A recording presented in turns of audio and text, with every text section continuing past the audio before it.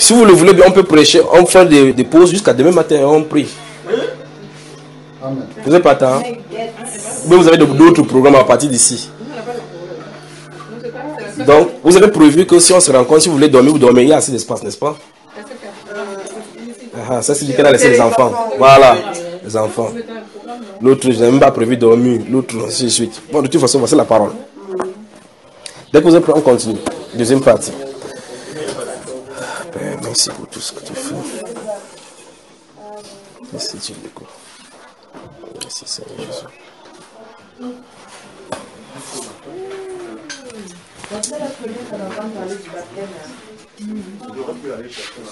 Merci mon frère. Mon frère, ça va? Au Cameroun. Wow. Oui, oui, oui. Et tu es revenu ici avant?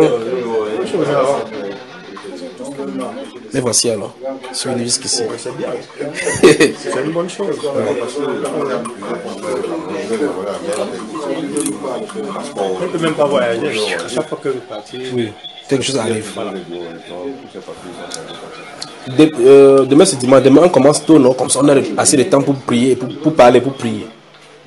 Tout dépend de toi. Non, pas de moi. Elle n'a pas pris de...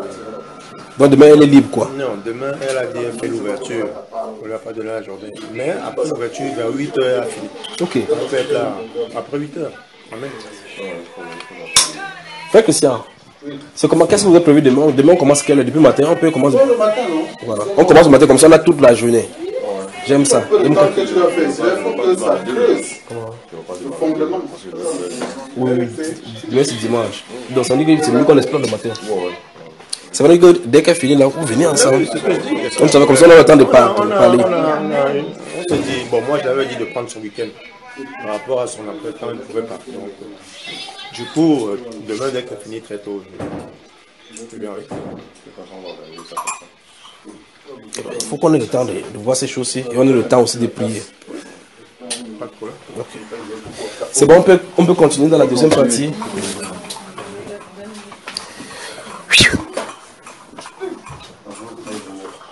Ça va? Ça va aller? Frère Yannick. Bonne arrivée. De toute façon, on bombarde seulement, n'est-ce pas?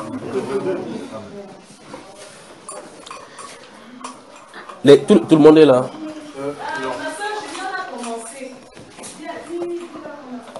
Donc tu ne prends pas aussi le... Ok. Bon appétit. Que Dieu bénisse notre frère. Que Dieu vraiment bénisse ta maison. Souvenez-vous, le Seigneur nous a dit qu'on entre dans une maison. On doit saluer la maison. Je veux que vous remarquiez quelque chose que le Seigneur a fait par rapport à ses enfants. Si vous lisez l'Ancienne Alliance, vous allez remarquer que pour les Juifs, dans ce livre de Nombres, chapitre 5, Dieu avait prévu que la salutation et la bénédiction de quelqu'un de son peuple placerait cette personne sous sa grâce. Vous avez remarqué cela dans l'Ancien Testament?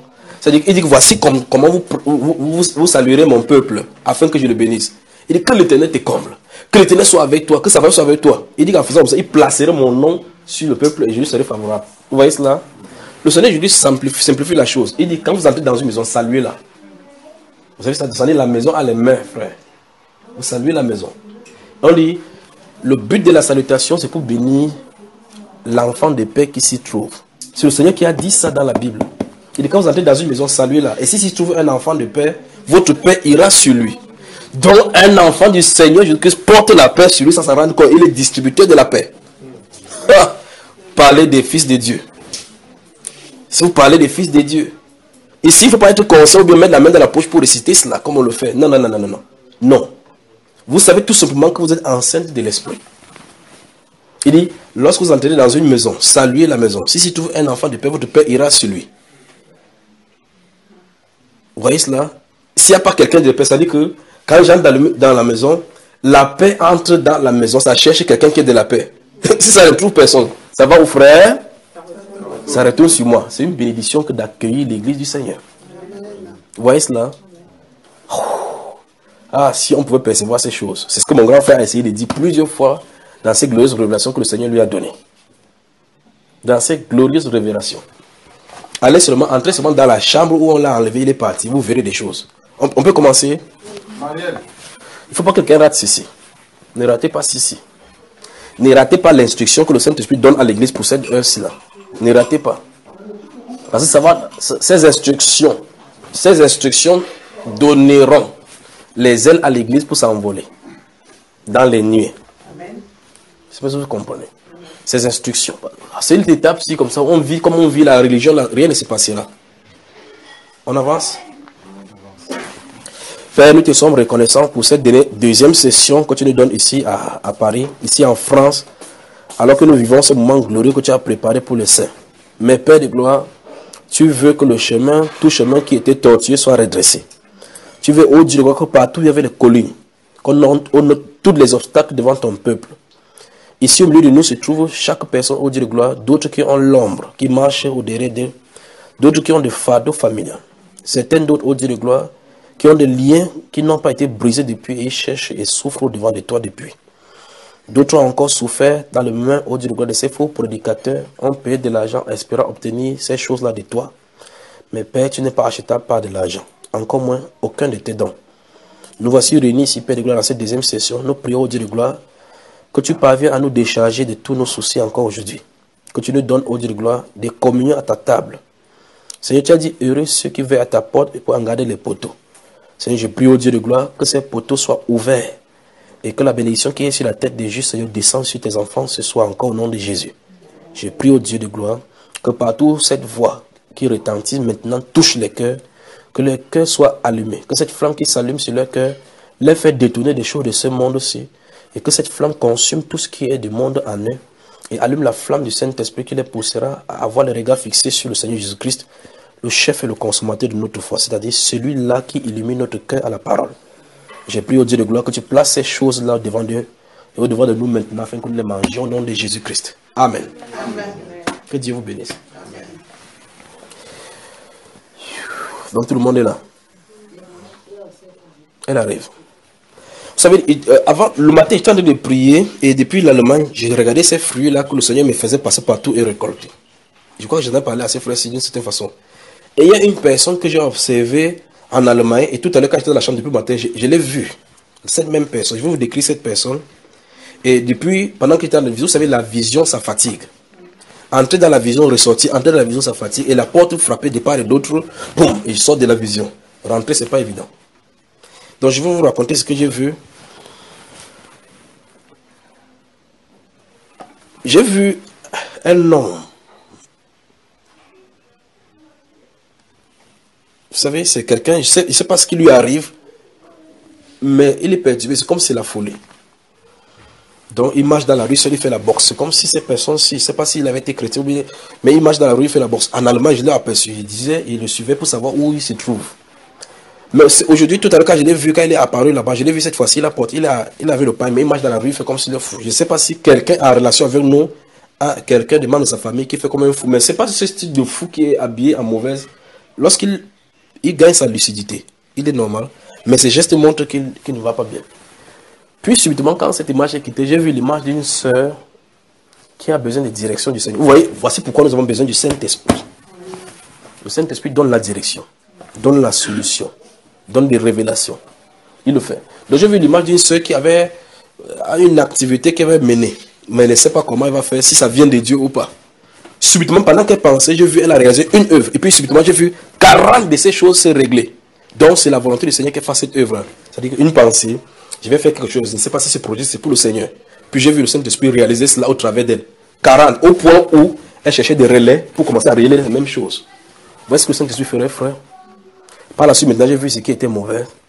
J'ai vu quelqu'un qui était dans ces choses de religion-ci, cherchant la solution, n'en trouvant pas. Et puis je l'ai vu avancer. Donc quand je vois ces choses-ci, c'est que cet esprit se trouve, ça c'est dans votre pays. C'est uniquement ici que peut se trouver ces gens de pensée.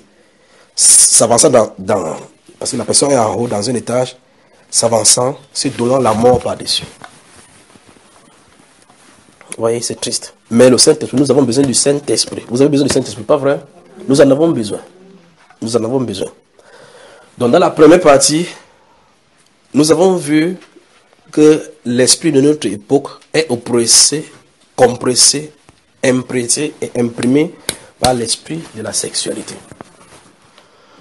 Et j'ai commencé par raconter l'histoire où j'ai vu sur votre poteau là-bas où il a écrit que On a servi mieux un peuple par la pornographie. C'est ce qui est écrit chez vous ici. On a servi un peuple mieux par la pornographie. C'est plus facile de les asservir ainsi. Donc, inculquer la notion sexuelle depuis le bas âge. Là, on a trouvé maintenant des compromis maintenant pour entrer dans les collèges. Il faut enseigner la sexualité aux enfants depuis l'école primaire pour qu'ils essaient d'être prêts sexuellement. Qu'est-ce qu'on essaie de faire à l'enfant? Les asservir sexuellement. Pour qu'ils commencent à réaliser les expériences très tôt. Après, il y aura les conséquences, les grossesses précoces, des viols, la pédophilie. On est embrouillé là.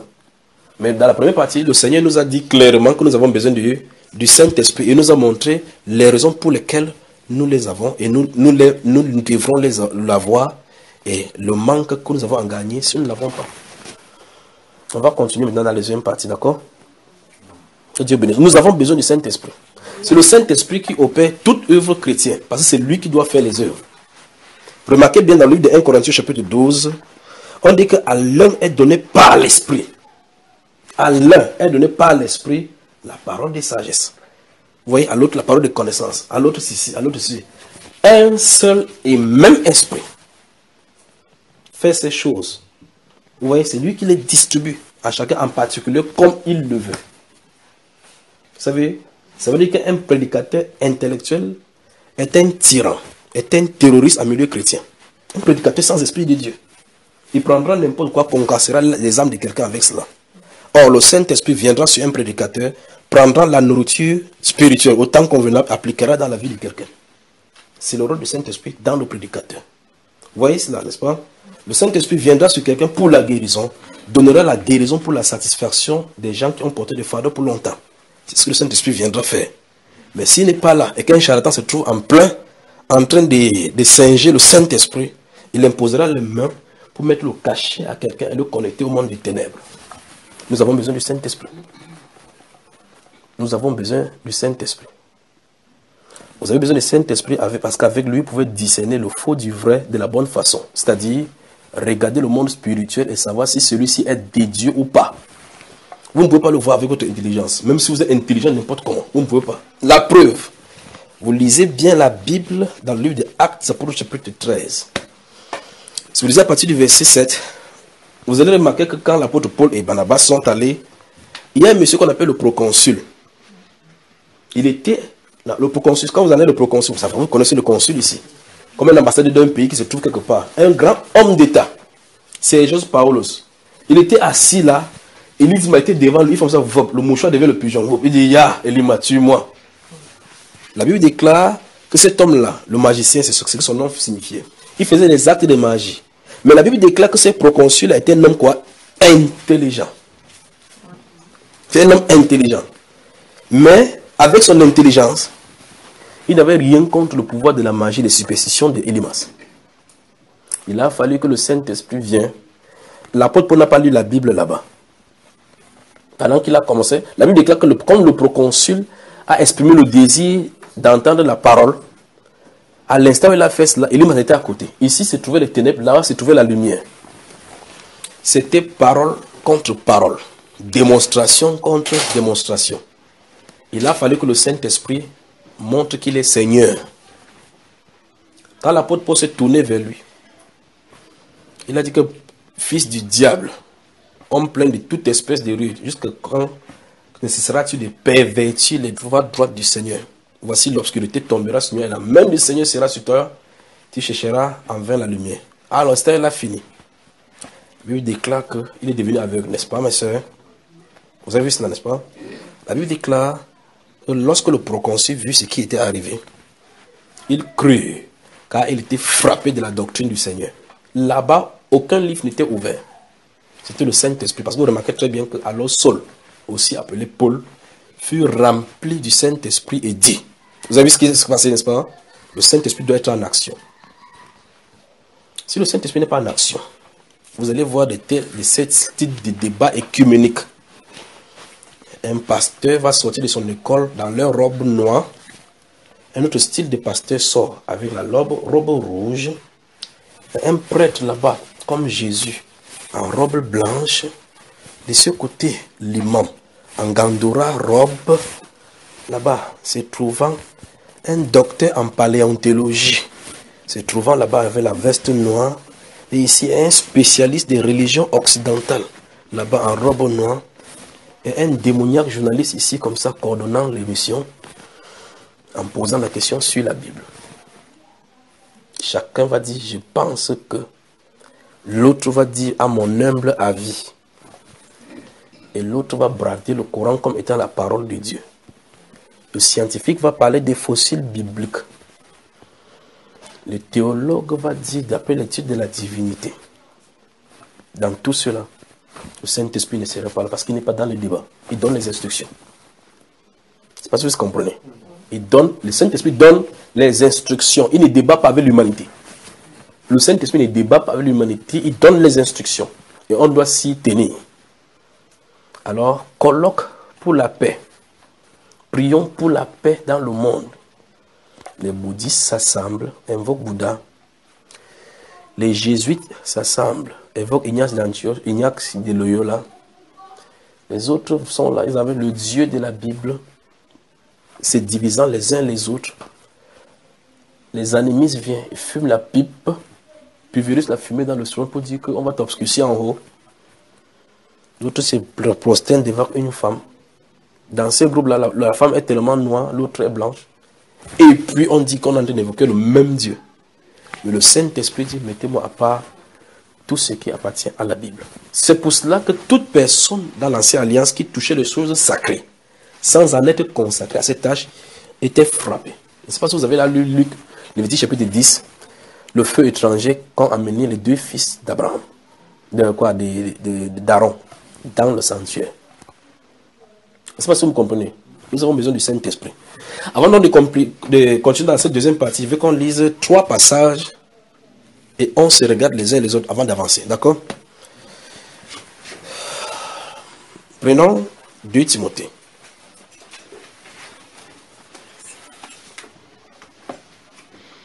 Donc si vous le voulez bien, peut-être vous êtes surpris de la manière, si vous le voulez bien, on parle aujourd'hui. Demain on parle un peu, on crie. Vous savez les cris là, n'est-ce pas? Demain on parle un peu seulement avant de crier sur les choses qui nous retiennent et les choses qui nous dérangent. Comme ça demain on va se préparer. Chacun en venant on va se préparer en conséquence. Il n'y aura pas de table ici. Il n'y aura pas de table. On va se mettre debout, on va crier. Comprends ce qu'il dit, frère? On va crier. Comment? On fait comment? Il y a une ombre là. Une ombre de c'est l'ombre de la femme. Donc tu viens pour la maman, n'est-ce pas? C'est pour elle que tu viens. Mais tu as des problèmes. Tu vois, tu marches, une femme te poursuit. Et puis, maintenant, il regarde, non, ne parlons pas de ces choses, nous parlons de nous avons besoin du Saint-Esprit ici, n'est-ce pas? Donc tu vois que tu cherches le problème que ma maman a des problèmes. Vous savez, une fois étant de les baptiser, il y a une femme d'un pasteur qui avait amené un garçon qu'on le baptise. Lorsque je suis entré dans l'eau, il voulait aller dans l'eau pour baptiser, le Seigneur me dit, parle-leur d'abord. Je leur parle. Je ne savais pas pourquoi il parlait. La femme du pasteur avait besoin de baptême. Elle est restée debout, elle est calée devant. Elle s'est tournée à regarder ma femme comme ça que Il dit, c'est quoi? Il dit que donc, moi qui amène l'enfant pour le baptême, moi j'ai besoin de baptême. Donc dans sa tête, c'est qu'elle avait commencé pour baptiser l'enfant, alors qu'elle-même était dans des situations difficiles. Elle dit que si j'entre dans l'eau, là, ce sera la 4e fois que j'entre dans l'eau. Bon, de toute façon, avançons. 2 Timothée chapitre 2, notez. On va croiser ces versets-là avec 2 autres passages. Donc il y a une nombre d'une femme qui te poursuit, mon cher. Il faut que ça t'éloigne de toi, sinon tu ne seras pas tranquille. 2 Timothée chapitre 2, non, prenons le chapitre 1. Notez, parce qu'avant qu'on va ouvrir les passages correspondants. Notez 1 Corinthiens au chapitre 15. Nous avons besoin du Saint-Esprit.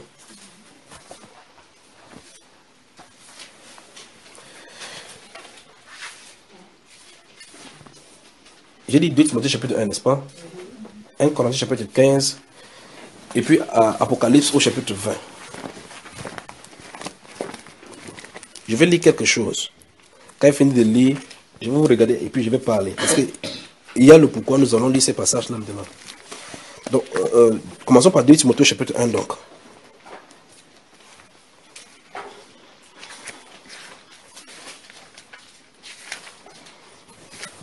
Quand il te parle comme ça te surprend, mon frère. Tu vois partout, elle se trouve derrière toi. 2 Timothée, chapitre 1. On y va. Regardez, notez le verset 7 à 10. Mais normalement à cette ligne-là, est-ce que vous allez voir alors? Vous n'aimez pas le soleil en France, pour qu'il fasse soleil comme ça, c'est pas un miracle, frère. Là, je me trouve avec la température, avec le climat du Cameroun. Mais dans ce cas, on ouvre alors la vitre. Alors, bon, de toute façon, disons, on voit quand même, non? Donc, 2 Timothée chapitre 1, le verset 7 à suivant. Mais je vais vous faire lire ça autrement. Le verset 7 à 10. Je vais vous le lire autrement. Regardez. Car ce n'est pas un esprit de timidité que Dieu nous a donné, mais un esprit de force, d'amour et de sagesse. N'aie donc point honte du témoignage à rendre à notre Seigneur, ni de moi, son prisonnier, mais souffre avec moi pour l'évangile, par la puissance de Dieu. Vous voyez, souffre avec moi. On doit souffrir par la puissance de Dieu. Vous suivez, frère? On avance, c'est même pas cela. Verset 9. Regardez, par la puissance de Dieu, normalement la phrase continue. Qui nous a sauvés. En français, qui là remplace Dieu, n'est-ce pas? Dieu qui nous a sauvés. Dieu qui nous a sauvés et nous a adressé une sainte vocation. Là, c'est une proposition qu'on peut transporter. Ce style de proposition-ci, on a dit qu'on peut le transporter, le mettre à la fin de la phrase sans que ça ne dérange, parce que c'est une proposition secondaire. Quand c'est la proposition principale, on peut la maintenir. Et là, il faut qu'on repère la proposition principale. Alors, la proposition principale continue au-dessus de mais. Vous voyez, n'est-ce pas? Dans cette même phrase, là où mais se trouve en continu, c'est là la proposition principale. Maintenant, je vais encore relire, verset 9, qui nous a sauvés. Vous voyez, en réalité, c'est non à cause des œuvres. Vous voyez? Qui nous a... C'est pour ça qu'il dit, je vais vous faire lire autrement. Parce que les choses sont introduites, si vous ne les enlevez pas, vous les gardez entre guillemets d'abord, vous ne savez pas ce qu'on a dit. On dit qui? Donc, Dieu nous a sauvés. Je ne lis pas, et nous a adressé ceci, parce que ça, c'est la conséquence de l'appel et tout ce qu'il a fait. Dieu nous a sauvés. Non à cause, vous avez vu non, n'est-ce pas? Non à cause de nos œuvres. Il nous a sauvés, non à cause de nos œuvres. Ce n'est pas parce que tu as fait n'importe quoi que tu as été sauvé, n'est-ce pas? Puis il dit, mais selon son propre dessein. Dieu nous a sauvés, alors que nous n'avons rien fait. Mais il a décidé de nous sauver. On avance. Et selon la grâce qui nous a été donnée en Jésus-Christ avant les temps éternels. Donc prédestiné à être sauvé, dit le verset. Vous y êtes? On continue. Maintenant, regardez bien très attentivement la conséquence. Et qui a été manifesté maintenant par l'apparition. Prédestiné à être sauvé. Vous serez sauvés. Le moment du salut arrive, il manifeste le salut par Jésus-Christ. Vous voyez cela? C'est que le verset présent, n'est-ce pas? Donc, il savait qu'on serait sauvé. Il a pourvu le moyen du salut. Il sauve effectivement ceux qui devaient sauver par Jésus-Christ. Ça, c'est fracassant de la vie. Mais c'est la vérité. J'arrive, nous avons besoin du Saint-Esprit. Vous allez voir là, ça nous entraîne. Puis, il dit, et qui a été manifesté maintenant. Qu'est-ce qui a été manifesté? C'est le salut dont il est question, qui avait été fait depuis les anciens temps. Vous voyez, n'est-ce pas? Dans la pensée, il devrait nous sauver. Maintenant, l'heure du salut arrive, il manifeste cela. D'accord? Par l'apparition de notre Sauveur, Jésus-Christ. Maintenant, on dit que c'est Jésus-Christ dont a fait quelque chose. Vous voyez que l'œuvre du salut implique automatiquement la destruction du péché. Parce que la Bible déclare le salaire du péché, c'est la mort. N'est-ce pas? C'est pourquoi le Seigneur Jésus est venu. Pour payer le salaire du péché. Donc, il est effectivement mort, n'est-ce pas? Alors la Bible déclare que son apparition a donc fait quoi? A donc détruit la mort. C'est ce que le verset a dit. La suite dit cela. A donc détruit la mort et mis en évidence l'immortalité par l'évangile. Je viens de citer ce qui suit. Maintenant, le Seigneur Jésus-Christ apparaît pour sauver les gens qui n'ont pas accompli d'œuvre et dont Dieu, avant les temps éternels, avait prévu qu'il les sauve par sa mort.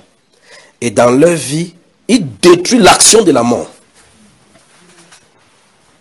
La Bible dit manifestement là qu'il a détruit. En fait, c'est ce qui est écrit. Qu'il a détruit la mort. Je vais vous expliquer quelque chose. Nous avons besoin du Saint-Esprit. Nous avons besoin du Saint-Esprit. Qui a détruit la mort? C'est ce qui est écrit là-bas, frère. Qu'il a fait comment avec la mort? Il a détruit la mort. Il a détruit la mort. Je crois que maintenant il n'y a plus de soleil, n'est-ce pas? Ouvrons beaucoup, nous ayons un peu de luminosité. Hein. Qu'il a détruit la mort. On dit le Seigneur Jésus a détruit la mort. Regardez bien, donc son apparition a détruit. N'est-ce pas? A détruit. Pas que va détruire. Parce qu'en fait, il a déjà apparu. Donc, il a détruit la mort. Ouvrez le chapitre 15 de 1 Corinthiens.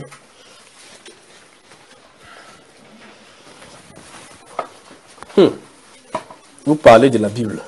Vous parlez de la Bible. Alors, dès que je vais finir là-bas, on va continuer à la deuxième partie proprement dite. Alors, je vais encore aller vraiment doucement. Je ne sais pas si vous me saisissez vraiment. Dieu, dans les temps anciens, sait que son peuple se trouverait dans des sales draps. Je crois que je vais aller avec le terminologie simple que vous saisissez.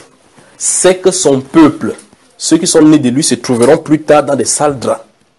Il prédestine la solution. Vous avez été racheté non pas de moyens, pas de l'or, pas de l'argent, ni de vos vaines manières de vivre que vous avez hérité de votre père, mais par le sang précieux, comme celui d'un agneau sans tache, prédestiné avant la fondation du monde, mais manifesté maintenant à cause de vous. C'est ce que la Bible dit. Vous voyez cela? Dieu, avant le temps éternel, sachant que sa descendance à lui se trouverait dans les sales draps à préparer la solution pour eux, n'est-ce pas? Il prépare cette solution-là, le moment arrive. On dit c'est manifesté maintenant, à la fin des temps, à cause de nous. Parce que la programmation de Dieu dans le temps doit arriver à une certaine époque où il va arrêter toutes choses. Il ne doit pas arrêter ça sans avoir résolu le problème pour que ses enfants entrent exactement là où il veut. Le moment arrive, il manifeste la solution, Jésus-Christ. Jésus-Christ est la solution pour le péché. N'est-ce pas? Parce qu'il vient, il pourvoit à ce que la mort réclamait avec le péché. Maintenant, il vient, on dit, le salaire du péché, c'est la mort. C'est-à-dire, dans la première partie, j'ai cité le livre des Romains, au chapitre 7, où dans l'homme se trouve ce débat-là entre le bien et le mal. Et se trouve donc que l'homme intérieur se trouve à l'intérieur de l'homme, désirant accomplir les choses de Dieu, mais ne pouvant pas le faire. Parce qu'à l'intérieur, cet désir-là et cet homme intérieur se trouve emprisonné par une autre loi, la loi du péché et de la mort. Vous voyez cela? Et une loi est combattue par une loi. C'est pour cela que dans les tribunaux, un avocat va donner une citation, l'autre va donner une citation. C'est la citation qui va prendre le dessus, qui va faire prévaloir le jugement. Vous me suivez, frère? Donc une loi est annulée par une loi. C'est pour ça que si une loi est votée pour un pays, c'est une autre loi qui va être votée pour aller contre cela. Parce que si la loi est là, personne ne peut aller contre la loi. Nous sommes d'accord? Alors la loi du péché et de la mort devait trouver solution. On dit que lorsque la loi vint, moi j'ai mouru. Pourquoi? Parce que le péché saisissant l'occasion donna la mort à mon membre. Mais puis il dit, l'apôtre Paul dit là-bas, prenant dans le corps des hommes, il dit, misérable qui je suis, que me délivrera de ce corps de mort dont tu vis tout en étant mort. Pourquoi? Parce que le péché se trouve en toi. Et il dit donc, dans ce Romains chapitre 7, il dit, si je fais le mal que je ne veux pas, et que je ne fais pas le bien que je fais, c'est que ce n'est plus moi qui le fais. C'est le péché qui habite en moi. Vous entendez cela? Donc il y a un autre être qui me pousse à aller voler. Il y a un autre être qui me pousse à aller commettre adultère normalement. Mais le problème c'est que, si les médecins légistes viennent, la police scientifique vient pour faire, ce sont tes empreintes qu'on va voir. Vous voyez là où l'humanité se retrouvait, n'est-ce pas? Ce sont tes empreintes qu'on va voir. Vous dites, il a violé une fille. On dit, c'est le péché qui habite en toi qui a fait cela.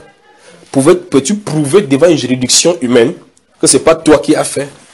Je ne sais pas ce qui m'est arrivé. Quelque chose m'a dit que pique-le, je l'ai poignardé, il est mort. La personne est morte, on a vu, tu as le couteau, il y a tes empreintes sur le couteau. Mais la Bible déclare que c'est le péché qui habite en toi qui commet la chose. Donc le péché est spirituel. Vous voyez cela, n'est-ce pas? Le péché, c'est un être. Alors, comment résoudre ce problème-là? La solution, c'est que si ce garçon-ci a des problèmes qui le dérangent, et si son corps dérange, ça le fait la seule façon. Parce que tant qu'il sera vivant, il va toujours commettre des péchés. N'est-ce pas, frère? Maintenant, si je mets le fusil sur son cœur et fait POUM, il est couché là, plus jamais il ne violera plus quelqu'un. Vous voyez ça, c'est pas, frère? Je veux que vous me saisissez vraiment bien avant que j'avance. Si on tire sur son cœur, plus jamais il ne dérangera plus ses voisins. Plus jamais il n'y aura plus de mauvaises pensées. Plus jamais il ne fera plus ce que les gens font pour détruire autres semblables, n'est-ce pas? Mais le problème, c'est que non seulement on aura tué celui qui agissait, entre guillemets, lui, on aura tué comme ça avec le bien que lui-même devait faire, parce qu'il ne fait pas seulement le mal, il fait aussi un peu de bien dans l'humanité. Donc, qu'est-ce qu'il faut? Oh, la volonté de Dieu, c'est que nous vivons bien. Nous vivons dans la droiture, selon la loi. En fait, si on fait cela, ça sera la solution humaine. Le Seigneur Jésus-Christ veut donc que ce qui le cause le problème sorte de lui, afin de manifester ce que Dieu veut de lui. Il faut qu'on paie donc le prix. Il faut que quelqu'un meure à sa place. Il a pourvu le Sauveur pour cela. Christ est allé à la croix pour moi, afin que je vive comme lui. La substitution. C'est ok. Ok. L'apôtre Paul dit, au verset 20 du chapitre 7 de Romains, il dit, misérable qui je suis, qui me délivra de ce corps de mort. C'est-à-dire, comment faire pour s'en sortir maintenant dans cette situation. Puis il dit, grâce soit rendue à Dieu notre Père par Jésus-Christ notre Sauveur. Vous voyez? Ça veut dire qu'il a compris que le moyen a été pourvu. Et c'est par Jésus-Christ. C'est n'est-ce pas? Voilà pourquoi ça se termine ainsi au chapitre 8 de Romains, verset 1. Il dit, il n'y a donc plus maintenant aucune condamnation. Parce que cesse-t-il d'aller tomber dans le péché et revenir, aller tomber dans le péché et revenir dans Romains chapitre 7, se trouve totalement annihilé à partir du chapitre 8. Au chapitre 8, donc, il dit, il n'y a plus donc maintenant aucune condamnation pour tous ceux qui sont en Christ Jésus, pour ceux qui ne marchent pas selon la chair, mais selon l'esprit. Vous allez remarquer, n'est-ce pas? Après, il justifie le pourquoi ils n'ont plus de condamnation. Il dit parce que la loi, c'est comme ça que ça commence, parce que la loi de l'esprit de vie, donc à la loi de la condamnation de la mort, se trouve donc promulguer une autre loi. La loi de l'esprit de vie en Jésus-Christ m'a quoi? À haute voix, frère, m'a. Donc la personne a été libérée. Vous avez vu cela? On doit être libéré du péché. Vous voyez? M'a affranchi de la loi du péché et de la... Donc, une loi est sortie pour résoudre le problème de cette loi qui était en l'être humain. D'accord? Ok, écoutez bien encore les étapes. Grâce soit rendue au Seigneur Jésus-Christ. Par Dieu, par Jésus-Christ notre Sauveur. Ah, quand la grâce, qu'elle a donné cette grâce, il n'y a donc plus maintenant aucune condamnation pour ceux qui sont en Christ. Remarquez bien, pour ceux qui sont en Christ. Souvenez-vous que dans la dernière partie, nous avons terminé avec 1 Jean chapitre 4, verset 13. Où il a dit que nous savons nous demeurons en lui et qu'il demeure en nous par l'esprit de ce qu'il nous a donné de son esprit. Nous savons ça dans ce sens-là. Il faut qu'il nous ait donné son esprit pour que nous sachions que nous sommes en lui et lui en nous, n'est-ce pas? Maintenant, on dit donc maintenant, il n'y a donc plus aucune condamnation pour tous ceux-là qui sont en Christ Jésus. Virgule, pour ceux qui ne marchent plus d'après la chair, mais d'après l'esprit. Parce que c'est l'homme charnel mélangé avec sa pensée qui est au chapitre 7. Il peut manifester les œuvres de la chair dont on voit dans la Bible. Comment donc il va parvenir à sortir les œuvres de la chair avec les œuvres de l'esprit? Il dit donc que parce que la loi de l'esprit de vie en Jésus-Christ m'a affranchi. Remarquez bien, m'a affranchi, m'a délivré de la loi du péché et de la mort. Car chose impossible à la chair, à la loi, parce que la chair la rendrait impossible, Dieu a condamné, a envoyé son Fils dans la chair pour condamner le péché aussi dans la chair. Donc Christ est mort pour effectivement résoudre le problème du péché qui se trouvait en nous. N'est-ce pas? Donc le salaire du péché, c'est la mort. Maintenant, comme Christ est mort, ça suppose donc que le salaire du péché a été payé. Vous avez compris, n'est-ce pas? Ok. Est-il mort? Oui. Maintenant, se trouve un problème. Le problème a été réglé.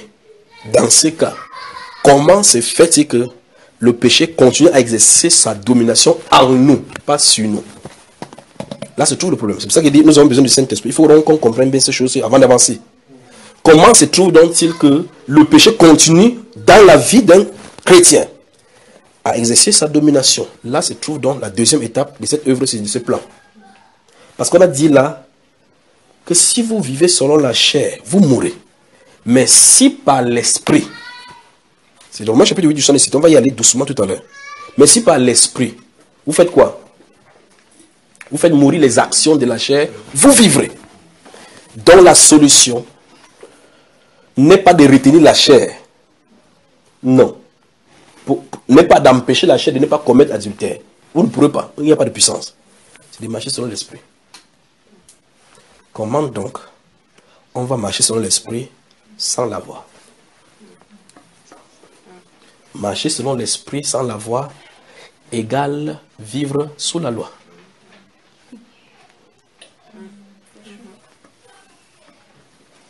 C'est-à-dire essayer d'obéir au commandement de Dieu. Chose que les Juifs ont essayé, ça ne les a pas laissés.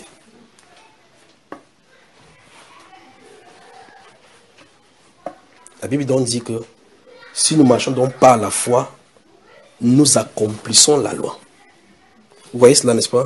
Parce que si tu marches selon l'esprit de Jésus-Christ, automatiquement, tu es agréable à Dieu parce que Dieu a substitué Christ en nous. J'avance. Maintenant, la Bible présente dans ce livre de 2 Timothée chapitre 2, dans sa dernière partie que nous avons vu, que Christ, notre Seigneur, par sa mort, a détruit la mort. Il veut que vous souligniez, a détruit la mort. Je ne sais pas si vous avez vu cela. Nous sommes dans 2 Timothée. Ah, mon frère, tu es dans 1 Corinthiens depuis. Dans ce que je lisais là, toi tu lisais, tu n'as pas où. Tu n'as même pas ouvert. Tu as dit que je lis ça tellement bien, c'est ça? Et si je vous détourne là maintenant, comment tu vas savoir, mon cher? Vous savez, faites tout et tout pour avoir les Écritures avec vous.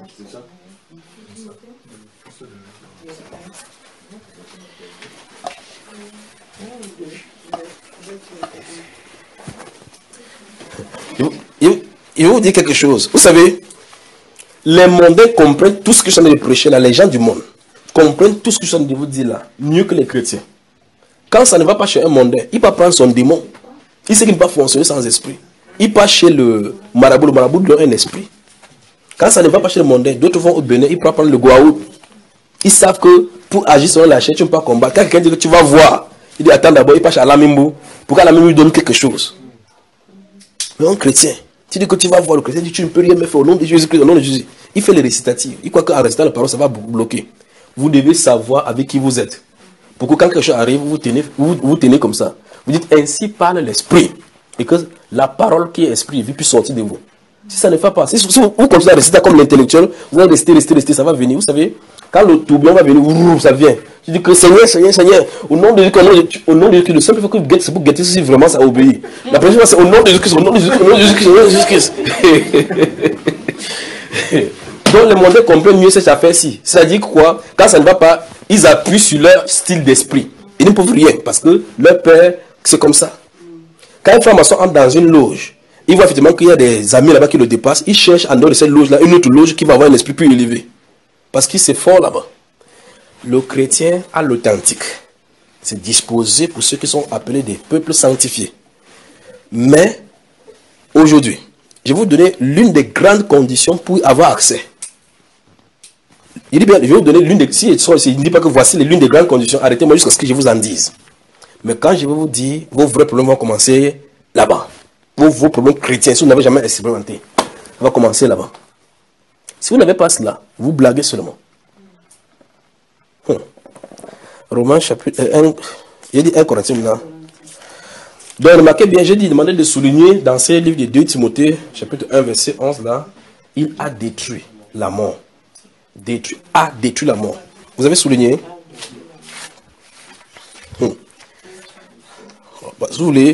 Si vous voulez aller là où on récite, on va vous faire comprendre que vous êtes les chefs de ce monde. 1 Corinthiens. À l'entrée ici, dans la deuxième partie, j'ai dit, vous prenez 3 passages dont on va mettre ensemble avant de continuer. J'ai dit 2 Timothée chapitre 2, chapitre 1, dont on a lu. 1 Corinthiens chapitre 15, puis Apocalypse 20. Dont on a lu le premier. Dans le premier, j'ai dit souligner, il a détruit la mort. Parce que ça nous interpelle, on va savoir. J'ai expliqué le pourquoi Christ a détruit la mort. Mais le problème se trouve dans l'intervalle entre détruire la mort, après avoir détruit la mort, et son exercice dans notre vie. La conséquence dans notre vie. C'est là où on se retrouve là maintenant. Donc si vous avez ouvert 1 Corinthiens 15, j'y parle.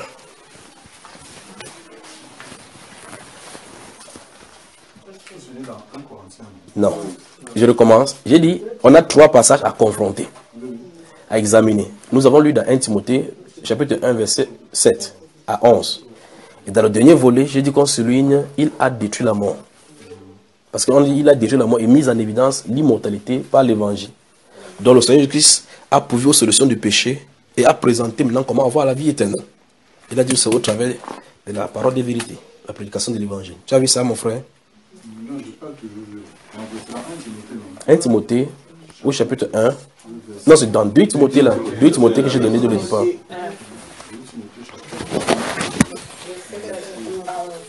Dans le verset 11 où on a fini, se trouve le dernier volet.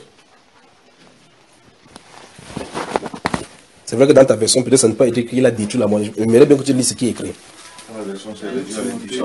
Il a réduit à l'impuissance la mort. Il a réduit à l'impuissance la mort. Là, c'est écrit quoi? Verset 11. Verset 11, c'est 2 Timothée, non? Oui. Chapitre 1, verset 11. Oui. Donc, pour laquelle j'ai été établi prédicateur. C'est le 10, hein? Oui, allons-y.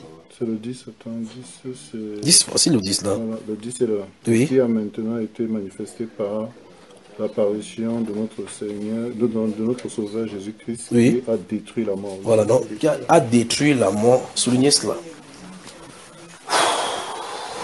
On peut avancer. Dans 1 Corinthiens chapitre 15.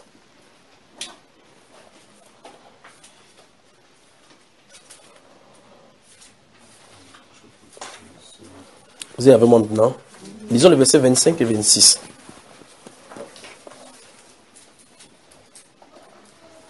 Bien, prenons à partir du verset 24. Prenons à partir du verset 24 là, et puis plaçons ces choses au clair avant d'avancer. 1 Corinthiens chapitre 15. Oh, si ces choses ne sont pas construites dans l'église, on va aller dans tous les sens avec ce que nous avons aujourd'hui. Ensuite viendra la fin quand il remettra le royaume à celui qui est Dieu et Père. Vous avez ça devant vous? Après avoir détruit toute domination, toute autorité et toute puissance. Vous savez qu'on a de parler des démons ici, non? Vous savez que ce sont des démons dont on a de parler. Verset 25, car il faut qu'il règne jusqu'à ce qu'il ait mis tous les ennemis sous ses pieds. Je veux que vous me lisiez, vous, le verset 26. On lit ça ensemble. 1, 2, 3, allons-y.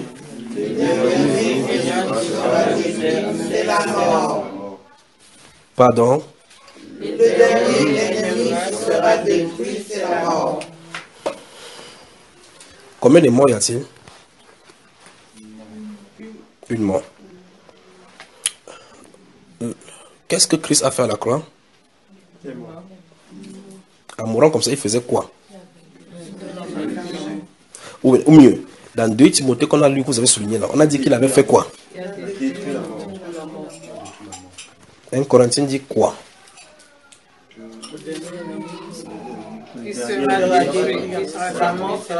Jusqu'à ce que vous ayez compris là où il faut en arriver. 2 Timothée dit quoi? 1 Corinthiens dit quoi? Le dernier ennemi sera détruit, c'est la mort. Mais donc vous m'expliquez donc ce que vous voyez. Avant qu'on avance. Je suis en train de parler de nous avons besoin du Saint-Esprit. Vous allez voir l'implication tout à l'heure parce qu'il faut que ça soit clair avec ce passage-ci. On dit initialement qu'il a détruit, non? Il a détruit la mort. Ici on dit que le dernier ennemi qui sera détruit, il a finalement détruit ou bien il va détruire. Bon, qu'est-ce qu'il avait fait bon? Il va faire quoi? Ça va? Bon, il a donc détruit comment? Vous lisez quand même la Bible, non? On ne peut pas changer le temps des verbes, c'est ce que ça dit. Est-ce qu'elle a dit mort spirituelle? A-t-il dit ça? Il n'y a pas de mort spirituelle, il y a la mort. Donc, souvenez-vous que vous marchez comme ça, ou bien vous êtes couché. Il n'a pas dit à ceux-là, quand il a dit que laisse les morts enterrer les morts, il n'a pas dit que laisse les morts physiques enterrer les morts spirituels. Non, il a dit mort, point. D'accord? Vous êtes mort, vous êtes mort. Quand vous avez la mort, ce n'est pas l'absence de la respiration. C'est pas ça. Vous savez que la mort, c'est un être. Voilà. La mort, c'est un être, n'est-ce pas? Voilà. La mort, ce n'est pas une pensée, c'est un être. Donc la mort, ce n'est pas l'absence de la vie. C'est pas ça. Encore moins la cessation de la vie. Donc il y a des gens qui marchent comme ça, ils répètent, portent la veste, conduisent le Volkswagen, mais ils sont quand même... Voilà. Donc la mort, ce n'est pas l'absence de la vie. Donc la philosophie s'arrête à ce niveau-là. La définition de la roue s'arrête à ce niveau. Nous parlons des choses du Père. Alors la question que je pose, c'est qu'est-ce que Christ a fait d'après la Bible avant de mettre l'immortalité en avance? Dans 2 Timothée, on dit qu'il a détruit la mort. Dans 1 Corinthiens 15, que nous venons de lire, verset 26, on dit le dernier ennemi qui sera détruit, c'est la mort. Et effectivement, c'est de la même chose dont on parle, parce que le verset 27 nous dit, regardez bien, Dieu en effet a tout mis sous ses pieds. Mais lorsqu'il dit que tout lui a été soumis, il est évident que celui qui a soumis toutes choses en a été accepté. Mais maintenant, regardez bien. Et lorsque toutes choses lui auront été soumises, alors le Fils lui-même sera soumis au Père, à celui qui lui a soumis toutes choses, afin que Dieu soit tout en tous. Verset 29.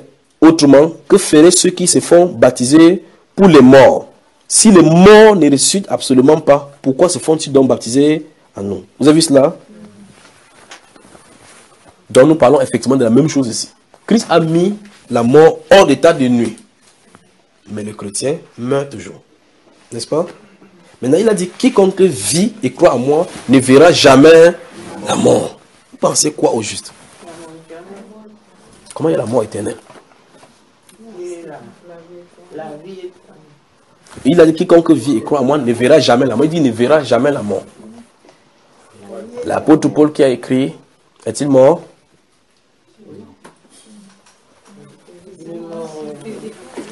Je crois qu'il va falloir qu'il distribue l'eau ici. Vous avez bu l'eau tout à l'heure à la pause ici, là.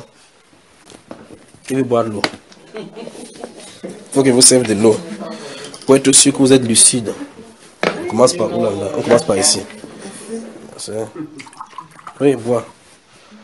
Alors. Donc la Bible nous enseigne que le Christ, Jésus, a ressuscité, a détruit la mort, n'est-ce pas? C'est la communion là maintenant. Vous savez qu'avec ça, quand c'est glacé, vous ne pouvez pas avoir sommeil facilement. Parce que quand l'autre parole vous rend, il fait vous dormir comme ça, vous dites, qu'est-ce qu'il raconte ici depuis celui-là? Quand vous dites, il raconte quoi celui-là? L'autre aussi va vous réveiller quand même. Vous savez, quand on apprenait à l'école, quand ça n'allait pas, on partait plonger le pied dans l'eau pour résister un peu.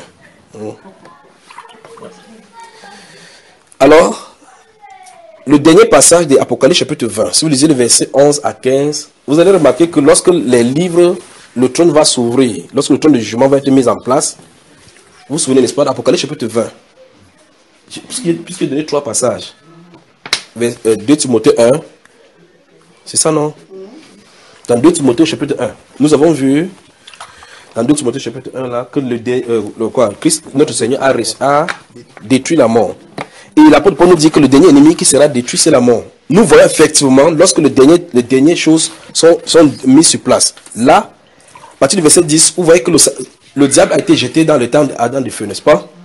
Où sont les faux prophètes et la bête. Puis quand Satan est détruit, vous voyez effectivement, vous voyez que l'ennemi le plus grand de Dieu, c'est Satan. Il a été déjà jugé. On dit le dernier ennemi. Donc le film de Dieu finit avec le chef bandit qui est la mort. Vous voyez? C'est ça, c'est le chef bandit là-bas. Parce qu'on a dit le dernier ennemi. D'accord? Donc Dieu a plusieurs ennemis. Le dernier, c'est la mort. Et donc, lorsque on remarque ces choses, vous voyez effectivement là-bas que les grands, les petits, les esclaves, les libres, les riches ont été ressuscités. Puis on dit, chacun fut jugé selon les œuvres qui étaient écrites dans les livres. Et la mort et le séjour de mort ont donné tous les morts qui étaient en eux, n'est-ce pas? On dit leur place ne fut plus trouvée. On les a jetés haut dans l'état Adam des feux. On voit effectivement que lorsque le chapitre 20 d'Apocalypse finit, le chapitre 21 commence par la nouvelle terre, Jérusalem, la nouvelle Jérusalem. N'est-ce pas, qui descend du haut? Donc la Bible dit effectivement vrai que le dernier ennemi a été détruit, c'est la mort. C'est ce qu'on a vu, n'est-ce pas? Ok. La question c'est qu'est-ce que Christ avait donc détruit à la croix?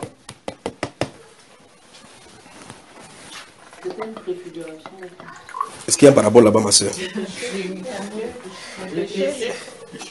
Oh. Yeah. Comment ma chère? La mort du péché. Mais l'autre péché, la mort, il y a deux morts. Les morts sont jumeaux. Mais puisque quand on accepte le Seigneur Jésus-Christ, on est une nouvelle créature. Donc toutes les choses anciennes sont passées, toutes choses sont devenues nouvelles. Donc Dieu efface alors notre ancienne nature pour nous donner qu'on soit une nouvelle nature. Ok, on arrive ma soeur, bien. Cette nouvelle nature qu'on est censé avoir, est-ce qu'on la voit manifester aujourd'hui? On la voit? C'est la Bible qui dit que si quelqu'un est nouvelle créature, si quelqu'un est en Christ, il est nouvelle, sur le renseignement que donne la Bible. Est-ce que dans la vie quotidienne, dans la vie de l'Église, on voit effectivement la nouvelle nature telle que ceux qui étaient devenus une nouvelle nature la manifestaient? Donc en réalité, il y a quelque chose entre eux et nous qui ne va pas. Ou mieux, ils ont quelque chose que nous n'avons pas véritablement. Quelque chose qui nous différencie, nos styles de vie de leurs. Nous avons besoin du Saint-Esprit. Vous êtes avec moi? Ok. Je t'en ai dit ici. Christ en réalité a détruit la mort, l'action. Remarquez très bien dans 1 Corinthiens 15, restons ici, vous allez voir quelque chose. Regardez. Alors au verset 54 de ce même chapitre 15. Je vais vous montrer ce que je viens de dire depuis. Vous avez au verset 54. Attendez, je vais lire à partir du verset 53. Hein. Regardez. Car, je suis toujours dans 1 Corinthiens 15. Verset 21, on a donné le renseignement que le dernier ennemi, ce sera la mort qui sera détruit. Verset 53 dit, car il faut que ce corps corruptible revête l'incorruptibilité et que ce corps mortel revête l'immortalité. Vous y êtes? 54. Lorsque ce corps corruptible aura revêtu l'incorruptibilité et que ce corps mortel aura revêtu l'immortalité, alors s'accomplira la parole qui est écrite. La mort a été engloutie dans la victoire. 55. Ô mort, où est ta victoire? Ô mort, où est ton aiguillon? Puis il explique l'aiguillon de la mort, c'est le péché. Et la puissance du péché, c'est la loi. Vous voyez, frère, que sans le Saint-Esprit, vous êtes fichu. Vous êtes fichu. Parce que dans Romains chapitre 17, qui est cité ici depuis même de la première partie, la deuxième partie, explique clairement que tant que la loi est là, la loi produit à moi seulement le péché. Vous voyez? Alors maintenant on dit que son aiguillon. Donc ça veut dire que la loi, le péché s'appuie sur la loi pour me traiter. Vous voyez? Et la Bible nous explique que la loi n'a pas été donnée pour qu'on obéisse. La loi a été donnée pour montrer clairement que vous avez besoin d'un sauveur. Que sachez que vous avez besoin d'un sauveur. Le sauveur arrive. Vous avez besoin d'un sauveur. Tu ne commettras point d'adultère. On dit que tu ne commettras point d'adultère. Adultère, c'est quoi? Le simple fait que tu étudies l'adultère, que prends la femme de quelqu'un, mais la femme de quelqu'un a quoi? Tu le regardes. Quand tu regardes, ça t'entraîne. Donc l'adultère était en toi, mais tu ne savais pas seulement. C'est la loi qui venait réveiller ça en toi. C'est-à-dire, la loi voudrait dire, mon gars, tu es mal barré. Il y a des problèmes en toi. Quel problème? L'adultère. C'est quoi l'adultère? Je suis sorti la femme de quelqu'un. Hein? Vraiment? Oui. Ah, comment? Ça s'est manifesté. C'est là-dedans. La loi avait pour ça. La loi était un miroir pour montrer à l'homme son état de péché et du besoin du sauveur. Vous voyez? C'est pas ce que vous saisissez. Ok. Maintenant, comme le péché habite en nous, il veut que vous voyez ça, tabernacle, chakan, tabernacle en nous.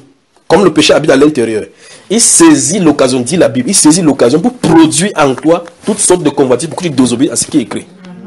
Vous y êtes? On dit donc son aiguillon, il s'appuie. Donc ça veut dire que le trompe, vous savez le seringue qui suce, il passe par ton cœur, il traverse au travers de la loi pour te faire pécher. C'est pour ça qu'il a dit misérable qui je suis, qui me délivre de ce corps de mort. C'est ce que l'apôtre Paul a dit. On dit donc que son aiguillon, donc, c'est le péché. Et ce qui a le pouvoir, la puissance du péché, c'est quoi? C'est la loi. Donc ça veut dire que sans la loi, je ne suis pas dans le péché, mais je suis pécheur. Sans la loi, je ne suis pas dans le péché, mais je suis pécheur. Parce que tu le crois ou non, que tu le veux ou non, le péché habite en toi. Vous voyez? La loi vient seulement te faire que tu sois conscient. Vous voyez? Que tu sois conscient que tu es dans le péché, que tu es dans le péché, que tu es pécheur. Et tu commences à te battre comme celui de Romains chapitre 7. Que du misérable que je suis. Qui, vous voyez, qui va me donner la solution pour que ça te conduise au sauveur. C'est pas si vous saisissez. Ok, maintenant, si vous avez saisi, j'avance. Le sauveur étant venu, a rempli les conditions requises pour que je sois délivré. Qui me délivrera de ce corps de mort? Christ est mort. Il est mort comme ça pour pouvoir à la solution. Parce que la puissance pour pouvoir délivrer du péché, c'est que quelqu'un doit mourir. Le salaire du péché, c'est la mort.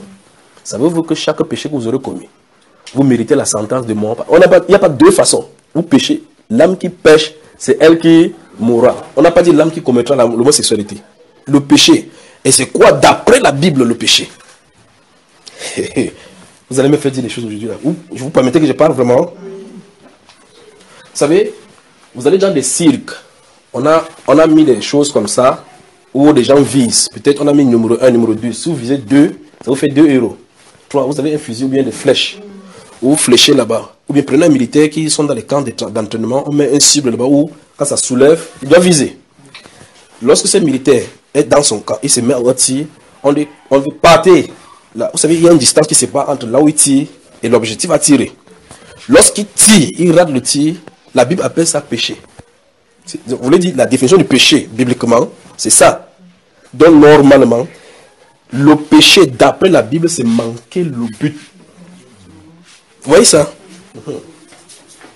Vous avez suivi ça, n'est-ce pas? Ok. Bon, maintenant, manquer le but, manquer la cible. Comment manquons-nous la cible? Tous ont péché et sont privés de la gloire de Dieu. Tous, sans exception. Remarquez souvent, si vous lisez Actes des Apôtres chapitre 17, ou mieux Éphésiens, ou quoi, Ésaïe chapitre 53, il dit que nous tous nous étions errants. N'est-ce pas?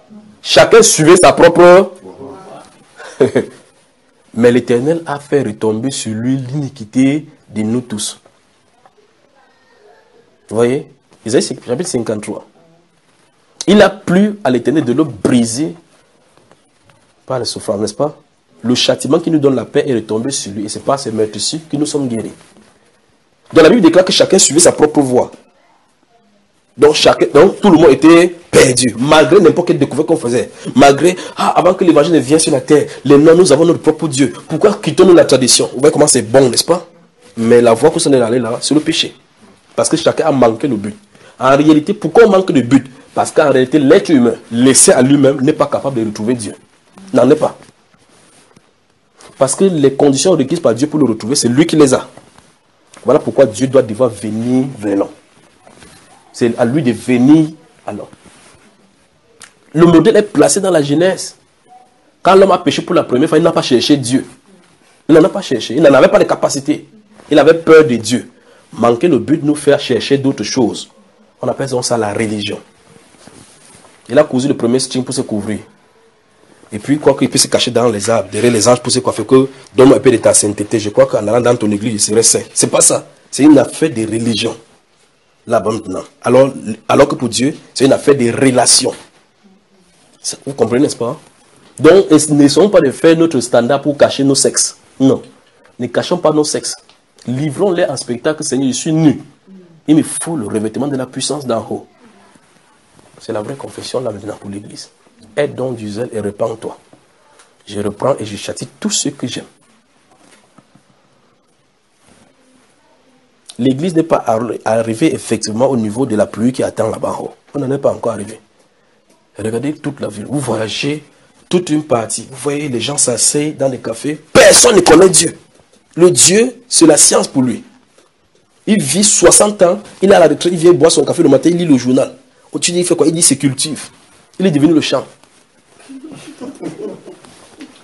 C'est cultive. Il cherche tout sauf Dieu. S'il voit une Bible à la bibliothèque, il pousse avec le pied. Donc, il croit à tous les autres livres, à toutes les nouvelles qu'on va lui donner dans les renseignements, dans les livres, sauf l'autre là. Après, il nous sort que la religion, c'est l'opium du peuple. Justement, la religion, c'est vraiment l'opium du peuple. Mais la relation avec Dieu, ce n'est pas l'opium du peuple, c'est la solution du peuple.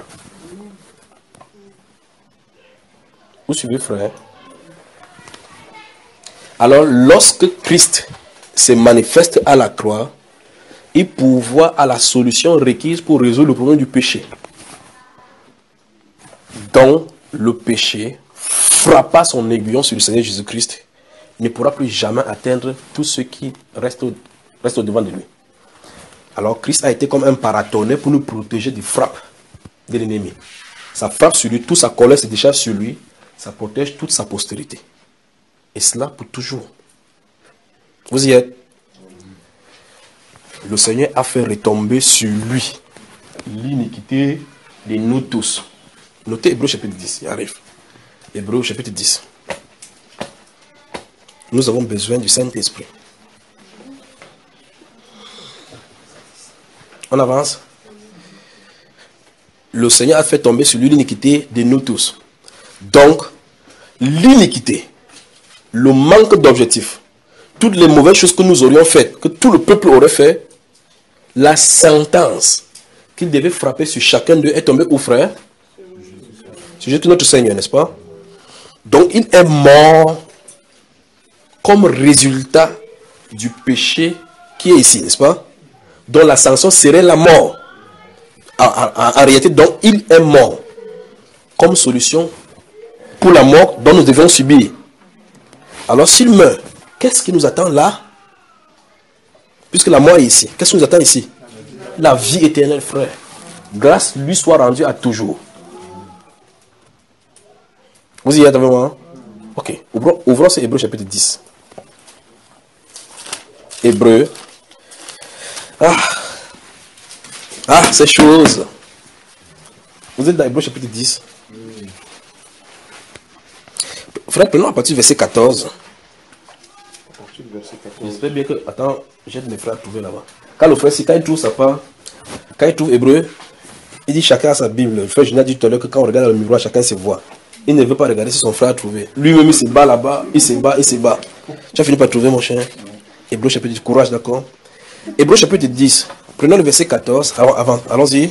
Car par une seule offrande, il a rendu parfait à perpétuité ceux qui sont sanctifiés. Je peux crier là maintenant. Vous avez vu ce qui est écrit là? Vous avez vu ça, frère? En fait, je suis en train de vous pousser jusqu'au bout pour que vous regardiez ce qu'il en est. Parce que nous regardons derrière, on les regarde devant. Avec une seule offrande, pas une seule offrande. Cette offrande dont nous sommes en train de parler. Qu'est-ce qu'il a fait de cet autre peuple? J'ai remarqué très bien que j'ai pointé la main dans cette direction et cette direction. Il y a un problème qui dérange l'humanité. Le problème du péché. Personne ne peut le résoudre parce que chacun a sa part dans le corps. C'est pour ça que le souverain sacrificateur, quand il vient dans l'ancienne alliance, est obligé d'offrir d'abord les sacrifices pour ses propres péchés parce que lui, il est mortel. Il est un pécheur assujetti au péché. Il offre pour lui et pour le peuple. Christ est venu sans péché, frère. Sans péché pour s'offrir lui-même à la fin des temps pour résoudre le problème définitivement. C'est pour ça qu'il écrit dans le livre des rouleaux là qu'il n'a voulu ni sacrifice ni holocauste, mais tu lui as formé un corps. Dans le livre de la loi, il écrit qu'il s'agit de lui. C'est ça. Donc ça veut dire que malgré que les sacrifices étaient faits dans l'ancienne alliance, Dieu ne parlait pas de cela. Pourtant, là-bas, on disait que un sacrifice de bon odeur, agréable odeur devant le Seigneur. Maintenant, c'était le sacrifice parfait de Christ dont il parlait. Ici, donc, il dit qu'à part une seule offrande, par un seul sacrifice, il a amené à la quoi? Il a rendu quoi? Il a rendu quoi, frère? Parfait. Qu'est-ce qu'il a rendu parfait? Ou bien qu'est-ce qu'il a rendu parfait? Parfait à perpétuité ceux qui sont sanctifiés. Ceux qui sont sanctifiés. Donc, le Seigneur Jésus a payé absolument et totalement pour toutes mes iniquités. Là ne se trouve pas le problème. Oui? Mais qu'en est-il alors des personnes qui étaient dans l'Ancien Testament qui n'avaient pas encore eu la grâce de... Bonne question. La question de cette sœur me rappelle la question de notre frère de la France toujours, qui a posé la question d'après Matthieu chapitre 27. Si vous lisez à partir du verset 50, lorsque le Seigneur a crié à la croix, c'est quoi ça?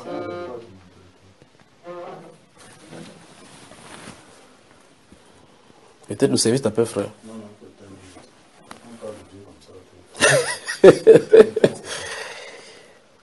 Vous savez ce que Christ a fait à la croix, frère? Vous savez ce qu'il a fait à la croix? Alors, ce frère-là me posait la question par rapport à Matthieu chapitre 27. Si vous lisez le verset 50, Il dit, lorsque le Seigneur a été crucifié, là, il a crié, les voiles du temple se déchiraient et plusieurs corps de morts, de saints, ressuscitaient de la croix. Maintenant, écoutez très attentivement. Elle pose la question maintenant, et qu'en est-il des autres, de l'Ancien Testament? Vous savez, nous vivons une époque glorieuse de la perfection. Eux, ils avaient l'image. Et derrière l'image se trouvait l'esprit de la grâce. C'est-à-dire quoi? Vous remarquez dans l'Ancienne Alliance, c'est par grâce que Dieu les préservait également. Et le sang qui avait été donné, c'était le témoignage du sang de Jésus qui devait venir dans la perfection, dans la réalité. Alors, ceux qui vivaient sous l'ombre ne diffèrent en rien de nous. La différence, c'est que nous qui n'étions pas un peuple, maintenant, nous sommes appelés peuple de Dieu. Vous voyez, n'est-ce pas? Eux, ils étaient des sacrificateurs sur un ordre humain. Nous sommes des sacrificateurs sur l'ordre royal, l'ordre de Melchisédek. Parce que c'est qui est guidé par l'esprit. Or, eux, ils versaient l'esprit, quoi? Le sang de bouc. Pour prendre l'innocence de bouc en signe et préfiguration de l'innocence de Christ Jésus. Vous voyez cela, n'est-ce pas? Donc, l'esprit témoigne dans les Écritures que eux, le péché n'était pas nettoyé, c'était pas ôté, c'était couvert. Vous voyez? Et c'était normal pour eux, parce que si c'était ôté, Christ viendrait. Vous voyez cela, n'est-ce pas? La Bible déclare que Dieu ne voulait pas qu'ils arrivent avant nous à la perfection. D'accord? Ils sont pas qu'ils seront, ils sont. Quand Christ est sorti, il est allé avec eux. Ok, maintenant, vous voulez vous bouleverser, maintenant on y va. Suivez-moi très attentivement. Je vais vous poser cette question. Vous me répondez, j'avance. Vous ne répondez pas, j'avance quand même. C'est quoi la noce? Il dit la noce dont parle la Bible. Je parle de la noce dont parle la Bible. C'est une célébration. La célébration de quoi? Dieu. Vous ne connaissez plus la définition maintenant, ou bien ça devrait embrouiller dans votre tête. C'est simple. Je voulais savoir si il parle de la notion dont on parle dans la Bible, n'est-ce pas? Cette notion-là, dont on enseigne aux chrétiens, la noce, c'est quoi? Mariage de qui? Dans le Nouveau Testament, c'est qui? Christ et... Voilà. Nous sommes d'accord, n'est-ce pas?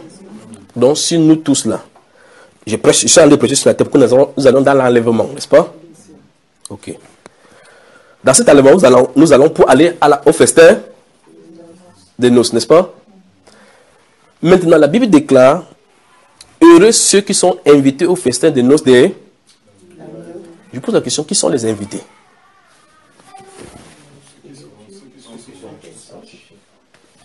Réfléchissez bien avec les programmes.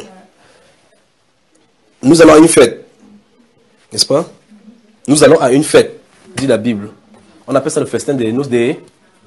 L'agneau s'est marié avec qui? Qui est l'invité donc? Qui est invité? Pardon? Les élus de Dieu. Attends, je commence encore. Dans un mariage se trouve celui qui se marie avec celle qui se marie. Puis les invités. Qui est l'épouse? Qui est invité?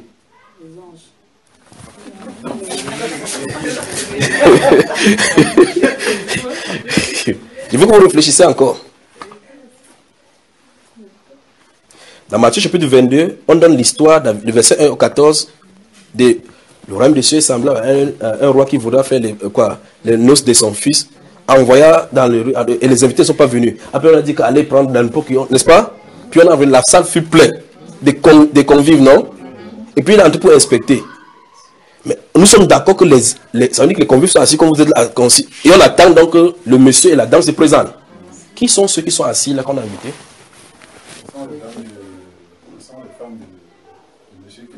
Donc les femmes de monsieur sont en même temps les mariés et autres. C'est les juifs.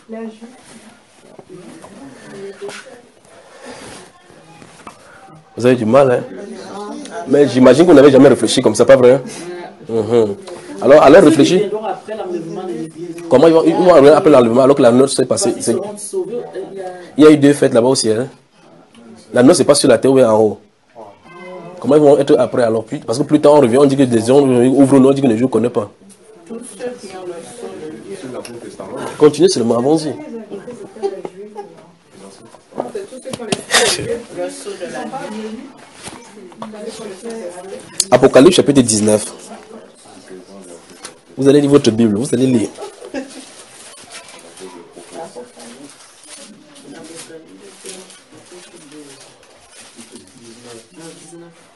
Vous allez lire votre Bible. Je vous le dis au nom de Jésus, vous allez lire. Chapitre 19, je lis. Maintenant, je vais lire le verset 7 et je vais m'arrêter au verset 9 avant de continuer. Parce que ce n'est qu'une parenthèse pour répondre à sa question. Regardez le verset 7. Je suis d'Apocalypse, chapitre 19, verset 7 à 9. Réjouissons-nous et soyons dans l'allégresse et donnons-lui gloire, car les noces de l'agneau sont venues et son épouse s'est préparée. Vous y êtes? On n'a pas dit ses épouses, on a dit son épouse. Son épouse est au singulier. D'accord? Maintenant, il a été donné. Verset 9 dit, et l'ange me dit, écrit, heureux ceux qui sont appelés au festin des noces de l'agneau. Vous avez vu? Il y a le festin des noces de l'agneau. C'est-à-dire que le festin de son mariage. Heureux ceux qui sont invités à ce mariage. On est invité au mariage. Il y a celles qui se marient, il y a ceux qui sont invités. Qui sont ceux qui sont invités? Vous allez lire votre Bible, je vous le dis. Qui sont ceux qui sont invités? Qui sont ceux qui sont invités? Il dit... Je crois que ceux qui sont invités, c'est ceux qui sont de l'ancienne alliance. Et nous qui sommes d'après Christ royal, nous sommes justement l'épouse. Ok. Donc, d'après ce que j'entends, n'est-ce pas? Si j'entends très bien ce que le frère s'est dit, les juifs sont invités au mariage. Et les chrétiens seront, c'est l'épouse, comme l'épouse. C'est ça? Oui, d'après Christ royal. Matthieu 25, allons-y, lisons là-bas.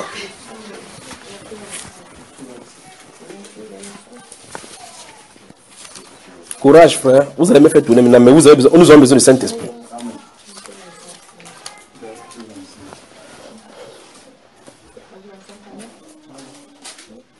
Matthieu chapitre 25, j'ai dit, n'est-ce pas? Notez à partir du verset 31 jusqu'au dernier, mais je vais lire quelque chose. Dans ce Matthieu 25, quand vous avez devant vous, notez à partir du verset 31 jusqu'au dernier, je vais citer ce qui est écrit là-bas. Il dit, lorsque le Fils de l'homme viendra dans sa gloire et que les nations seront devant lui, n'est-ce pas? Il va mettre deux groupes. À sa gauche, les boucs, à sa droite, les brebis. Qui sont les brebis qui sont à sa droite? C'est-à-dire, par exemple, qui? Qui est d'accord avec lui? Si vous êtes d'accord, levez la main. Série choqué tout à l'heure là maintenant. Ok. Comment dire que c'est choqué? Tu peux la dire. La seule, c'est un neutre. Vous voyez? Oui, elle est neutre. Donc, ça bleu aussi. Maintenant, il a dit qu'ils sont les chrétiens. Parce qu'on a dit que les brebis seront à sa droite. Maintenant, les boucs à sa gauche, c'est qui? Parce que dans cette histoire, se trouvent deux groupes. L'un des groupes à sa droite, l'autre à sa gauche. Ceux qui ne sont pas de lui. C'est-à-dire le non-chrétien, d'après là. Hein? Ok. Donc, nous allons aller lire, comme vous avez, ils n'ont pas de sceau. Donc, ceux-ci ne nous concernent pas. On va examiner si vraiment ceux qui sont à la droite là-bas, les brebis là, sont les chrétiens. D'accord? Ah, vous allez lire cette Bible aussi. Maintenant, lisons à partir du verset 36, 33. Il dit, on va s'intéresser à ce que vous avez dit comme étant les chrétiens. D'accord? Verset 33. Et il mettra les brebis à sa droite et les boucs à sa gauche. Vous avez vu les positions, n'est-ce pas? Alors le roi dira à ceux qui seront à sa droite, venez, vous qui êtes bénis de mon Père, prenez possession du royaume qui vous a été préparé dès la fondation du monde. Parlez de prédestination là maintenant. Car j'ai eu faim. Je veux que vous compreniez pourquoi ils ont pris ça comme possession. Car j'ai eu faim et vous m'avez donné à manger. J'ai eu soif et vous m'avez donné à boire. J'étais étranger et vous m'avez recueilli. J'étais nu et vous m'avez vêtu. J'étais malade et vous m'avez visité. J'étais en prison et vous êtes venus vers moi. Écoutez bien, les justes, initialement c'est les brebis. L'autre nom qu'on lui donne ici c'est les justes. Les justes lui répondront, Seigneur, quand avons-nous vu avoir faim et t'avons-nous donné à manger? Ou avoir soif et t'avons-nous donné à boire? Quand avons-nous vu étranger et t'avons-nous recueilli, ou nu et t'avons-nous vêtu? Quand avons-nous vu malade ou en prison et sommes-nous allés vers toi? Et le roi leur répondra, je vous le dis en vérité, toutes les fois que vous avez fait ces choses à l'un de ces plus petits de mes frères, soulignez petit de mes frères, et vous allez me répondre maintenant. Vous y êtes? C'est à moi que vous les avez faites. Nous sommes d'accord? Vous avez dit que les brebis étaient qui? Ces chrétiens-là ont fait du bien à qui? Pardon. Lui, il est notre grand frère. Donc, plus un. Je pose la question. Les brebis à la droite, c'est qui? Vous avez dit? Les chrétiens, comme vous le dites, sont entrés. On dit le pourquoi ils sont entrés. On dit que c'est pourquoi. Parce qu'ils ont fait du bien à qui? Ouais, bon, ceux-ci, c'est qui? À ceux qui n'en avaient pas. Non, regardez bien. Il les a dit à ces plus petits de mes frères. C'est Christ qui parle là, non? Ces frères-ci, à qui les chrétiens ont fait du bien, là, c'est qui alors? Donc, si ceux-ci sont les chrétiens. Ah, donc ça veut dire qu'il y a deux groupes. À la droite. D'accord? Ok. Maintenant, je vous pose la question. Le roi est sur le trône seul dans le jugement? Où se trouve l'épouse? Pardon, frère. L'épouse, c'est les chrétiens ou c'est pas les chrétiens? À la droite se trouvent les chrétiens qui ont donné tout aux chrétiens. Donc il y a trois groupes, frère. Vous allez lire la Bible. Où se trouve l'épouse pendant qu'il est en train de juger, pendant que le roi est assis sur le trône? Il faut que la reine soit quelque part. L'épouse est à côté. Et à côté. Oui, à côté. Ok. Ils sont ensemble, non? Et ce à la droite, là, c'est qui? C'est l'épouse, à droite. Attends, c'est à la... C'est les gens qui sont jugés, justement. Non, attends. Il dit qu'il est assis. Oui. Là, le roi s'assoit avec la reine. Et la reine, c'est son épouse. À la droite, se trouve qui? Parce qu'il faut qu'ils entrent en jugement. Là, il a un jugement. Il donne la prestation de ceux qui doivent entrer maintenant. Pendant qu'il fait le jugement, quand le roi Salomon est en train de présenter le jugement, sa femme se trouve à côté, n'est-ce pas, frère? L'épouse est où? Les chrétiens, les brebis là. C'est vous qui avez identifié comme étant les chrétiens. Ils sont de quel groupe? Je pense voir ici qu'il y a l'église d'une part et il y a les chrétiens de la tribulation d'autre part. Donc ça commence à avancer. Donc il y a beaucoup de choses à étudier, n'est-ce pas?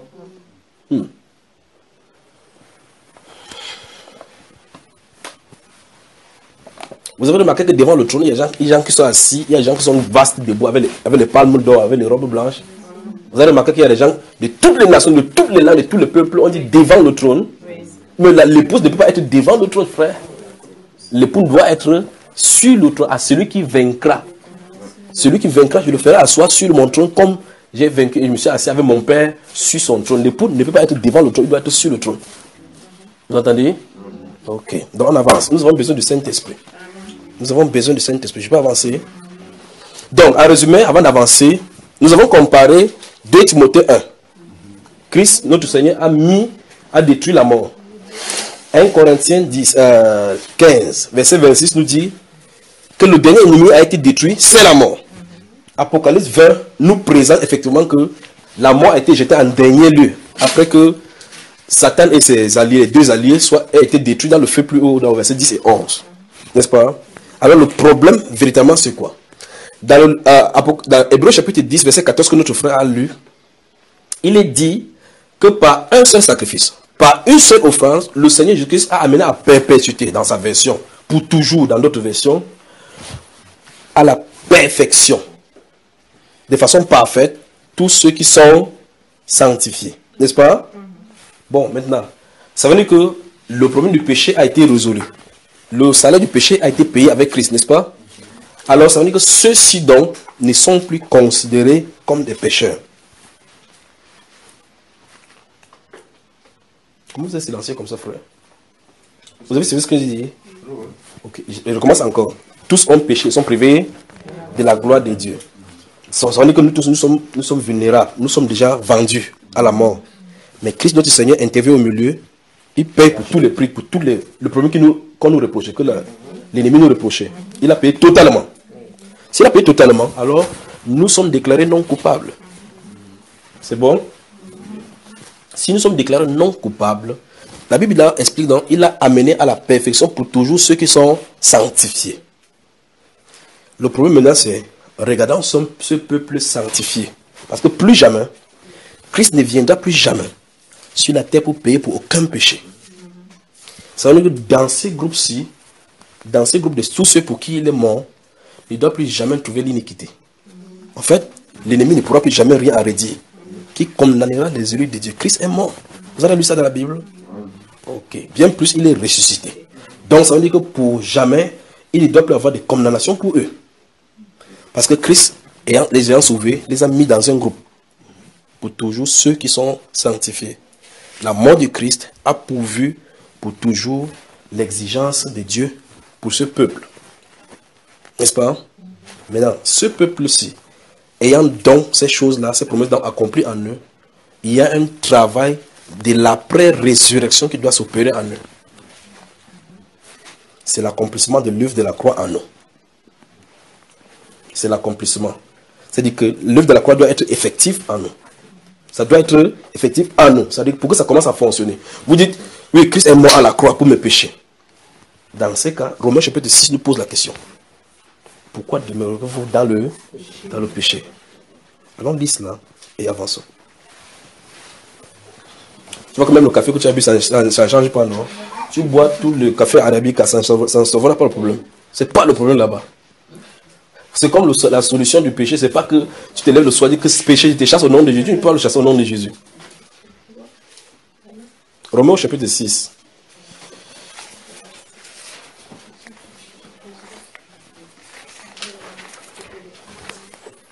Si j'ai dit vous m'arrêtez, parce que quand c'est bon là,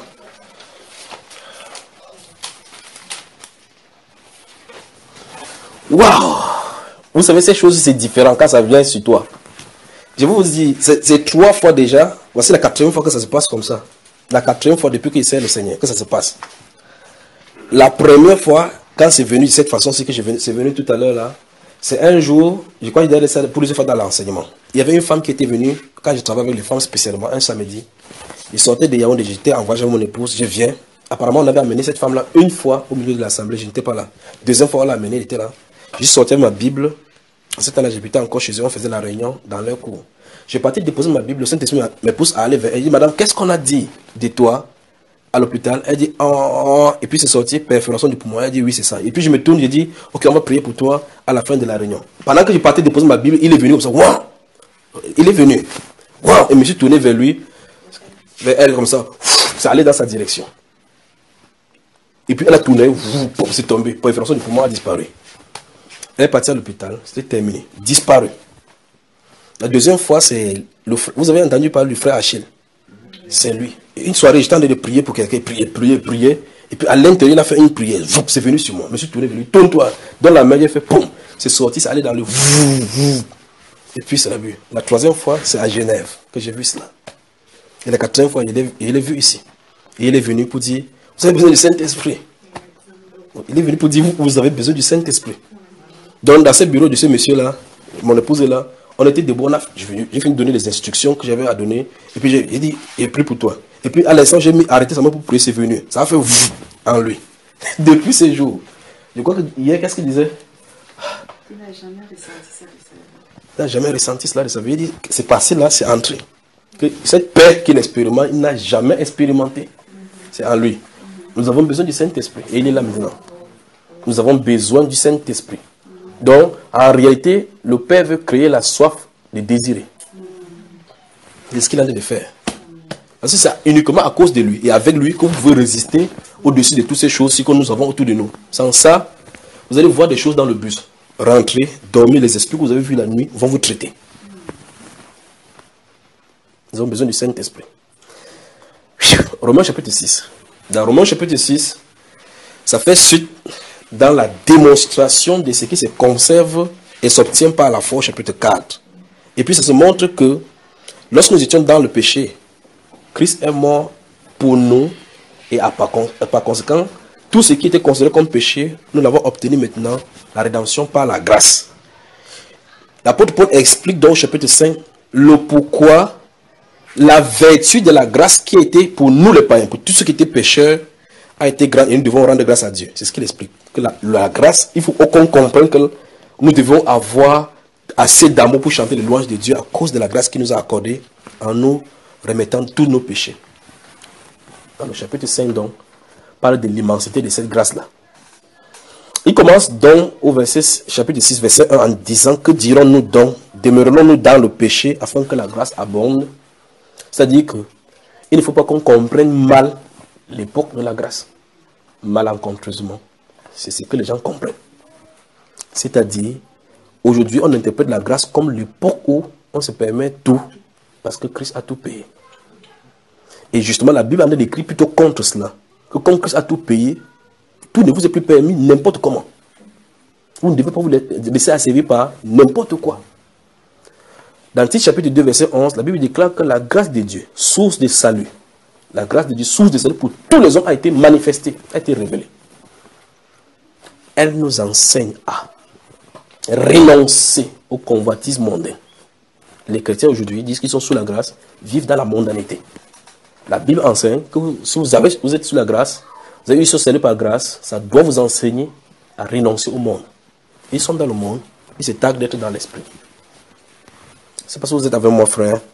Que dirons-nous donc? Demeurons-nous dans le péché afin que la grâce abonde? Loin de là, ça veut dire jamais, n'est-ce pas? Nous qui sommes, vous avez vu cela, frère? Morts au péché. Comment vivrions-nous encore dans le péché? La question est posée et chaque chrétien doit répondre à cela. C'est-à-dire clairement, tu dis que tu es en Christ, que ta vie prouve que tu as la vie de Dieu en toi. Tu dis que tu es en Christ, que tu es sous la grâce, montre que la grâce est venue vraiment vers toi. Tu dis que tu as obtenu miséricorde, montre donc en reconnaissant devant le Seigneur que les gens qui vivent dans le péché ne vivent pas sous la miséricorde, mais sous le coup du jugement. Parce que la Bible déclare dans ces Proverbes chapitre 28, verset 13, que celui qui cache ses transgressions ne prospère point, mais celui qui les avoue et les délaisse obtient miséricorde. Comment un chrétien ne peut pas délaisser le péché? Nous avons besoin du Saint-Esprit. Il y en a un qui libère, affranchi du péché. Christ Jésus, dans son rôle de la chair, a anéanti la puissance du péché. Il y en a un qui libère. La loi de l'esprit de vie m'a affranchi. La loi de l'esprit de vie. La loi de l'esprit de vie m'a affranchi de la loi du péché et de la mort. Nous avons besoin du Saint-Esprit. Sans le Saint-Esprit, vous dites, je fume. Comment arrêter de fumer? Il n'y a pas de possibilité d'arrêter de fumer sans le Saint-Esprit. Il n'y en a pas. Vous allez lire tous les livres. Faites toujours d'abstinence. Quand la période d'abstinence va commencer, vous recommencerez de nouveau. Le Saint-Esprit venant dans un cœur humain, circoncit son cœur et met hors d'état de nuit toute cette pression de l'esprit qui était sur lui pour le pousser à obéir à la voix du péché. Le Saint-Esprit venant dans un être humain, demeurant dans un être humain, met des plaisirs, les désirs qui ne sont pas de Dieu hors de sa vie. C'est-à-dire Christ Jésus, entrant dans le temple, le lieu de prière qui est censé être consacré à Dieu, met hors du temple les marchands du temple et les échangeurs d'argent. C'est ce qu'il fait. C'est pas ce que c'est. Okay. Et comment il le fait-il? Il ne leur dit pas sortez. Il fait le fouet. Il fait le fouet. La verge de la correction. Pour les chasser hors de là. Tu ne dois plus être ici. Il est écrit. Ma maison sera une maison de prière. Hors de toi l'impudicité. Parlez de la Bible. Le Saint-Esprit, venant dans quelqu'un, ne le poussera pas à désirer la femme d'autrui. Le Saint-Esprit, venant dans quelqu'un, ne le poussera pas à vivre dans tout genre de dérèglement. Le Saint-Esprit, venant sur quelqu'un, communiquera à son âme le désir de vivre pour plaire au Seigneur. Le Saint-Esprit, venant dans quelqu'un, aura toujours soif de l'intensité de la révélation du Père. Le Saint-Esprit viendra sur quelqu'un, sonnera toujours la cloche qu'à tout moment le Père arrive pour prendre ce qui lui appartient. Le Saint-Esprit viendra sur quelqu'un, lui dira que l'heure est terminée. Arrange-toi, le Père va bientôt venir. Saint-Esprit viendra sur quelqu'un, dira ce n'est plus l'heure de s'amuser. Fini avec le monde. Saint-Esprit viendra sur quelqu'un, tuera tout plaisir et tout désir du monde. Saint-Esprit viendra sur quelqu'un, te dira que tout ce que tu avais dans le monde comme des gains, c'est la boue. Saint-Esprit viendra sur toi, te dira exactement que ta maison permanente n'est pas ici sur la terre, mais tu en as une dans le ciel, celle qui est éternelle. Saint-Esprit viendra sur toi, te dira exactement que ton combat n'est pas contre ton voisin, ni contre ton prochain, mais c'est contre des puissances ténébreuses. Saint-Esprit viendra sur toi, te dirait exactement que si ton ennemi a faim, donne-lui à manger. Tu ne dois pas haïr parce que le Père est Père amour. C'est qui donne à l'un et à l'autre qui se hait l'un à l'autre le même soleil. Saint-Esprit viendra sur nous, nous poussera d'adorer Dieu en esprit et en vérité. En esprit et en vérité, c'est-à-dire, je ne prendrai point la chair pour mélanger avec la vérité révélée de la Bible. Le Saint-Esprit viendra sur nous, nous conduira toujours à regarder à chaque fois dans la parole si notre vie est en règle. Parce que la boussole nous a été donnée, le code de conduite nous a été donné. Et le bateau est conduit par le grand capitaine des bateaux, Jésus-Christ de Nazareth. Le Saint-Esprit viendra sur nous, ne nous laissera pas orphelins et ne nous conduira pas dans notre voie de perdition. Le Saint-Esprit venant sur nous, ne nous laissera pas oisifs. Il ne nous laissera pas aller dans notre propre voie. Le Saint-Esprit venant sur nous, nous rend prisonniers de l'obéissance à la voix du Seigneur. Nous rend prisonniers de l'obéissance à la voix du Seigneur. Le Saint-Esprit nous rend captifs. Captifs. Littéralement captifs. Esclaves du Seigneur Jésus-Christ. Le Saint-Esprit venant sur nous, nous faire regarder le monde tel que Dieu le voit. Voir l'état du péché tel que Dieu le voit. Dénoncer le péché tel que Dieu le dénonce. Aimer la vie de sainteté comme son nom l'indique. Le Saint-Esprit venant sur nous ne désirera jamais le cinéma pour aller se délecter des choses inspirées du ténèbre. Le Saint-Esprit venant sur nous nous citera le besoin de se séparer des plaisirs du monde pour s'attacher avec ceux qui invoquent le Seigneur d'un cœur pur.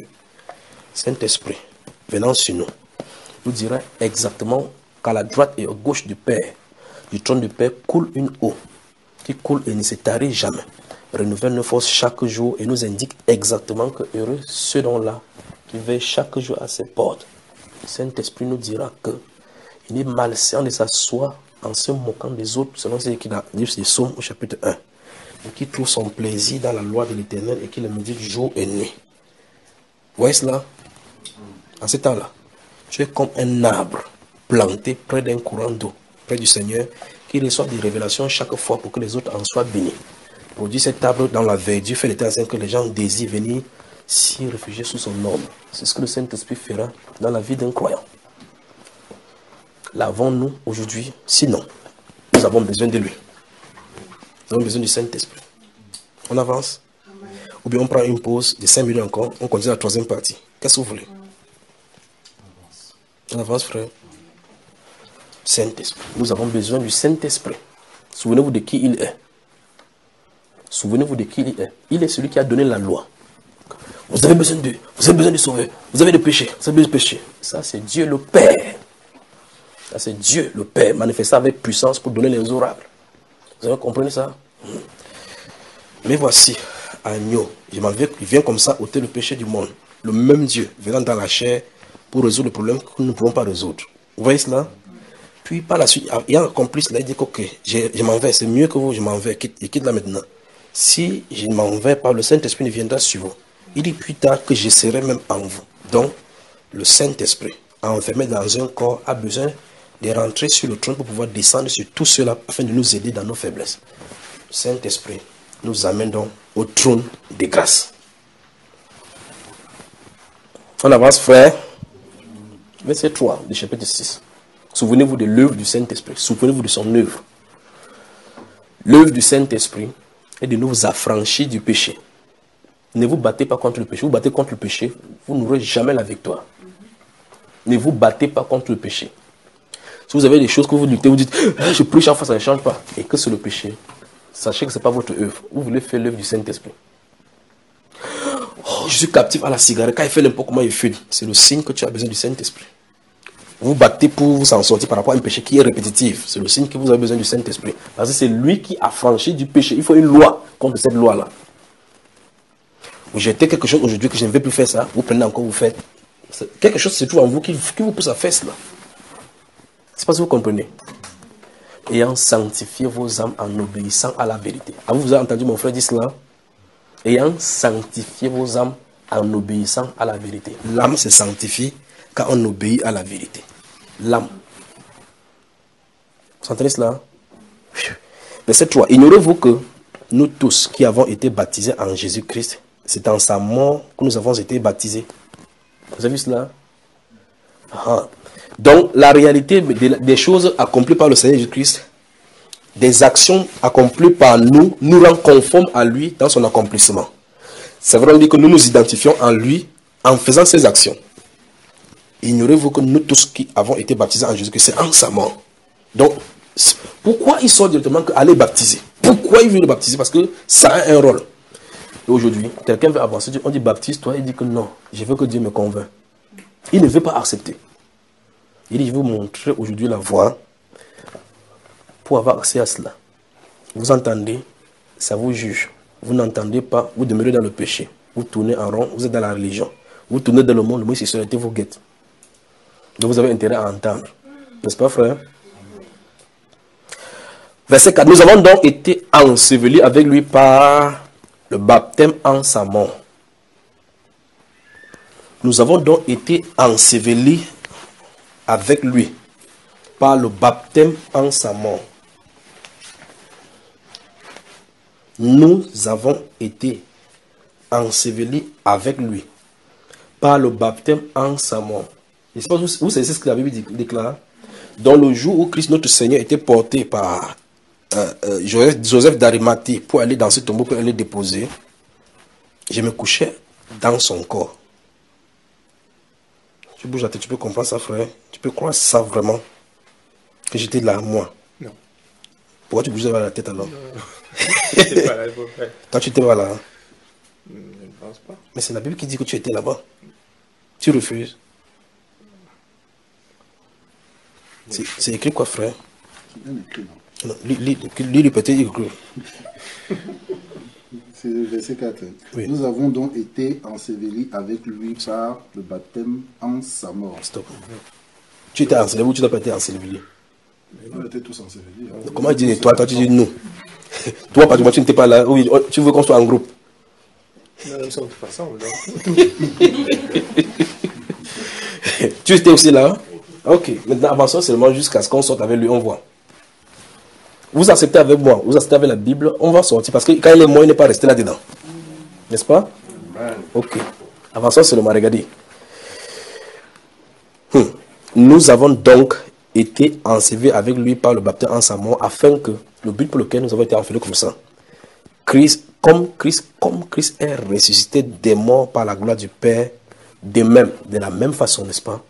De la même façon, nous aussi, nous marchons à nouveauté de vie. Ok. Nous avons besoin du Saint-Esprit. Donc, si vous acceptez avec moi que le jour que Christ allait à la croix, nous étions ensemble. Nous avons souffert ensemble. Quand il est mort, nous avons descendu dans la tombe ensemble.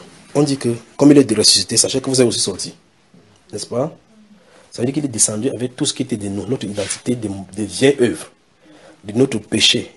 Il a déposé dans la mort. Parce qu'on dit baptême en sa mort. Donc il était plongé totalement dans la mort. Donc il est mort effectivement. Pas comme les scientifiques disent qu'il était agonisant, il était dans le coma. Ce n'est pas le coma, parce qu'on dit qu'on a donné la boisson, la nuit faisait que les gens entrent dans un coma extrême. Ça, c'est les scientifiques, d'accord? Mais la Bible dit qu'il est mort, n'est-ce pas? Ok, ça veut dire que l'esprit l'a quitté. Nous sommes d'accord?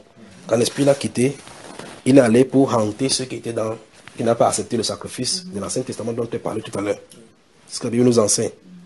Voilà. C'est ceux qui étaient patients lorsque la passion de Dieu au temps de Noé. Il est allé là-bas pour leur rappeler que ce qu'on disait était vrai. Nous voici maintenant dans la réalité. N'est-ce pas? Parce qu'il est prédicateur de justice. Il montrait que le juste devait venir pour juger ce monde impie. Et alors le juste allait se présenter là-bas. Maintenant, quand il est mort comme ça, toi et moi, nous sommes morts. Et on dit, de même comme il est sorti par la résurrection, l'implication dans nos vies, comme nous a dit tous, nous marchons en nouveauté de vie. Ok. Si nous sommes censés marcher, et c'est la règle, c'est la vérité, la question c'est, comment se fait-il que les choses anciennes ne se soient pas produites? Je veux qu'on m'explique. Vous saisissez bien. Donc la mort de Jésus-Christ égale ma mort également. En fait, c'est ce qui est écrit là jusqu'au verset 11, on va voir. Si Christ meurt, je meurs avec lui. L'apôtre Paul, ayant compris ça pour lui, a pris la décision une fois pour toutes. Mais avant que la décision soit prise, le Saint-Esprit était d'abord entré. Lorsqu'il a réalisé en lui qu'il y avait quelque chose, il a compris ce mystère dans Galates chapitre 2, verset 20. J'ai été crucifié avec Jésus-Christ. J'ai été crucifié. J'ai été. Il n'a pas dit là-bas que nous. J'ai été crucifié avec Christ. Et si je vis, remarquez très bien, il dit je. Si je vis, je vis par la foi. Il dit qu'il ne vit pas par lui-même. Il vit par la foi au Fils, pas par la foi en lui-même, mais par la foi aux œuvres. La foi au Fils de Dieu qui l'a aimé et qui s'est lui-même livré pour lui.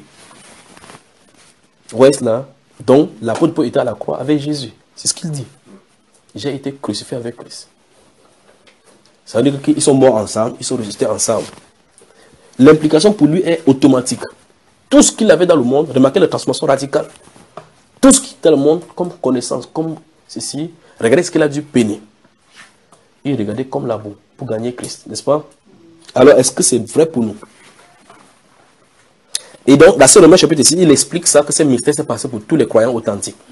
Il explique que c'est passé pour tous les croyants authentiques, pour tous les enfants que Christ est allé à la croix. Et enfin, dans l'Ude d'Hébreux, on a vu effectivement qu'il les a amenés à perfection pour toujours, à perpétuité. Il les a amenés à la perfection. C'est-à-dire, le niveau de sainteté, c'est le niveau de la perfection de Dieu.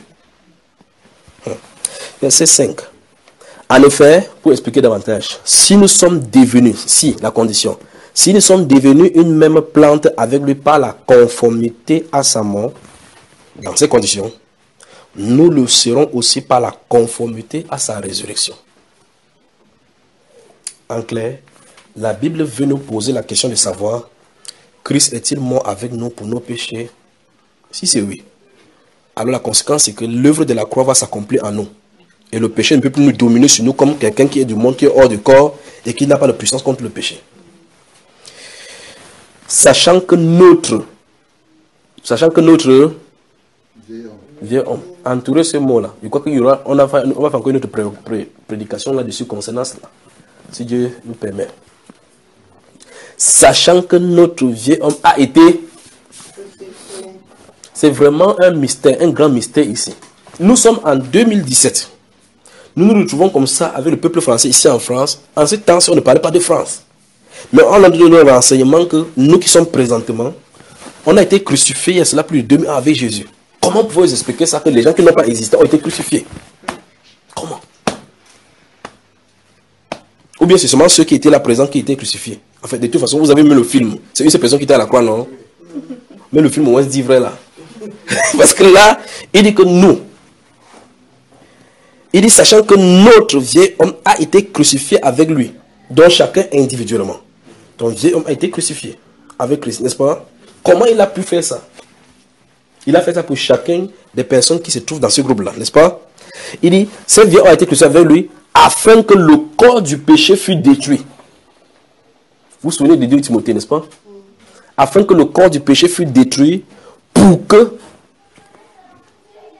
Vous avez vu ça, frère? Pour que nous ne soyons plus esclaves du péché. Donc Christ a résolu la solution du péché à la croix. Il a amené le vieil homme. Donc véritablement, si quelqu'un est chrétien de la manière biblique, les choses anciennes sont vraiment passées. Donc toutes les vérités de la Bible concourent dans ce sens-là.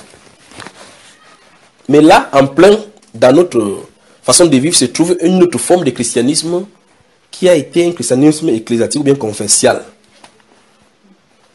C'est-à-dire, je suis chrétien d'où baptiste. Ça dit quoi? Notre groupe, nous pensons que, voilà le chrétien d'aujourd'hui. Tu es quoi, chrétien, quoi, catholique? Comment c'est catholique? Non, nous avons été toujours catholiques chez nous. Les catholiques, c'est le premier. Ma mère m'avait dit que c'est aussi quelque part, ou plutôt les protestants. Mais c'est un code très grave, les musulmans. Donc même si c'est fort, pas chez les musulmans. Après dit les autres là, on ne sait pas d'où venir. Voilà comment il est devenu chrétien. C'est parce que par héritage patriarcal. Donc son arrière-grand-père était catholique. Il croit qu'il est chrétien. La Bible déclare ici que son corps du péché doit avoir été détruit à la croix avec le Seigneur. Et en ce temps qu'il ne soit plus esclave du péché. Donc nous nous trouvons en antipode avec la Bible. Nous nous retrouvons face à face avec la Bible et la Bible nous dit clairement que nous ne sommes pas conformes à elle. Mais nous essayons de nous convaincre que nous sommes conformes en prenant quelques aspects de la Bible pour présenter à notre vie et pour rendre ça bien dans notre direction. Quel qu'en soit ce que nous allons faire, cette même Bible se lèvera pour témoigner contre nous que notre vie n'en était pas digne.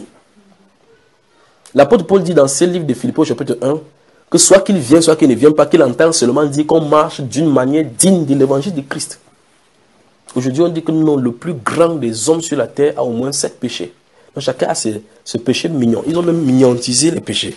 Que le péché est mignon. Et la Bible déclare que son salaire, c'est la mort. Frère, il faut qu'on sorte de ces choses-là, n'est-ce pas? On a donc besoin du Saint-Esprit. Verset 7. Car celui qui est mort... Nous sommes au verset 7 de Romains chapitre 6. Car celui qui est mort est libre des péchés. Vous y êtes, frère? Car celui qui est mort est libre des péchés. Vous avez vu? Du péché. Mais... Ok. Bon, ce que je venais de dire là, vous voudrez dire plutôt quoi? Vous voyez que changer seulement E, U en E pose problème, n'est-ce pas? Donc si je lis ça, celui qui est mort est libre des péchés. C'est exactement ce que les chrétiens d'aujourd'hui comprennent. Que nous sommes sous la grâce. Pardon, nous sommes sous la grâce. Tu sors en boîte de nuit, oui. Tu ne sais pas qu'il parle là-bas évangéliser. Donc depuis qu'il parle, il vient de se rendre compte qu'il parle là-bas évangéliser. Donc 500 décibels. Le ventre et le ventre. Et le tout est joué. Pendant que quelqu'un se dit danser comme ça là. Tu dis que Jésus-Christ t'aime. Tu fais comme ça que Jésus-Christ t'aime. Tu sors là-bas et à évangéliser. Vous voyez qu'il faut la repentance à notre époque, n'est-ce pas? Donc quelqu'un pêche. Tu dis que tu es en train de pécher. Il dit que non, il ne péchait pas. Il est en train d'évangéliser. C'est compliqué, frère. C'est vraiment compliqué.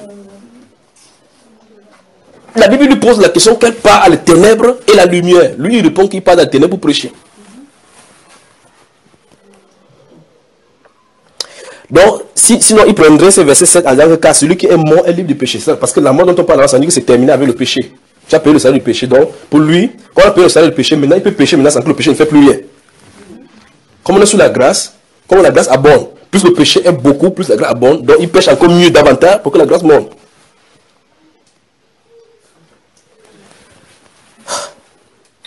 Or, si nous sommes morts avec le Christ, ce sont des vérités de notre christianisme ici. Or, si nous sommes morts avec Christ, en fait, la condition est toujours donnée. La condition, c'est que, est-ce que oui ou non tu es mort avec Christ? La condition, c'est est-ce que tu as été crucifié avec lui? Est-ce que tu es mort conformément à lui? Dans ce cas, si c'est oui, son œuvre doit implicitement t'envoyer dans sa vie, dans sa direction. Or, si nous sommes morts avec Christ, nous croyons que nous vivrons aussi avec lui. Sachant que Christ, ressuscité des morts, ne meurt plus, la mort n'a plus de pouvoir sur lui. Car il est mort et c'est pour le péché qu'il est mort une fois pour toutes. Il est revenu à la vie et c'est pour Dieu qu'il vit. Puis on dit maintenant, verset 11, ce qui nous concerne maintenant, concernant ce mystère. Il dit, ainsi vous-même. Ça, ce sont les êtres là maintenant. Ce n'est plus le Christ Jésus. Ainsi vous-même, regardez-vous comme mort au péché. Mort au péché, ça veut dire quoi, franchement, frère? Que veut dire mort au péché? C'est-à-dire que, on a dit aux êtres humains, la personne qui est née de Christ, ce n'est pas un ange, c'est un être humain, comme toi et moi. Il dit que vous, regardez-vous comme mort au péché. Puis il dit, et comme vivant pour Dieu, en Christ Jésus. C'est ce qu'il a dit de dire. Que considérez-vous maintenant comme les êtres qui ne doivent plus vivre avec le péché. Le prédicateur de Jésus dit qu'il n'y a pas de sérieux, quelqu'un de sérieux sur la terre qui peut dire qu'il peut vivre sans péché. Lui me dit que moi-même je ne suis pas saint. Si je vous dis que je suis saint, je vous trompe. La personne s'est écrite aux saints qui sont à Colosse. Donc il y avait les saints jusqu'à un certain moment. Au 21e siècle, il n'y a plus de saints. Donc la Bible a changé entre temps. Donc les saints ont disparu de la terre. C'est grave. Alors ici il dit, ainsi vous-même, regardez-vous comme mort au péché et comme vivant pour Dieu. Où ça? En Jésus-Christ. Que le péché abonde dans votre âme. Vous avez vu ça? Que le péché, donc, la domination du péché est détruite. Et on donne l'ordre à ceux qui sont morts conformément à Christ Jésus et avec lui, que interdiction du péché. C'est ce qui est écrit. C'est ce qui est écrit, frère. Interdit de pécher. C'est ce que ça sonne là. Que le péché ne règne donc plus dans votre corps mortel. Et ici, le Saint-Esprit enseigne la désobéissance civile des chrétiens. Il dit clairement qu'on désobéit, ici. Et n'obéissez plus. Attends, je vous lisais, vous êtes fatigué. Mais vous avez la Bible devant vous, regardez donc quoi alors. 1. Que le péché ne règne donc plus dans votre deuxième commandement et le convoitise de qui? Ok, donc ça veut dire que le péché sera toujours là pour nous titiller. Mais, comme au chapitre 7, on n'a pas le pouvoir contre lui, une arme nous a été donnée désormais maintenant pour lui résister. Vous avez vu cela? Donc on peut résoudre son problème. Parce qu'on ne peut pas dire à quelqu'un qui se bat que ne lui obéit pas. Or, au chapitre 7, on nous montre clairement qu'on n'a pas le pouvoir contre lui. Vous voyez cela, n'est-ce pas? Il dit n'obéissez pas. N'obéissez pas à ses convoitises. Puis il dit ne livrez pas vos membres. Donc maintenant, si un chrétien n'a pas péché, il pêche en corps, âme et esprit. Il sait de quoi il est pécheur. Ne livrez pas aux membres. Ne livrez pas. Ne donne pas. Or, vous ne pouvez pas dire ça à un païen.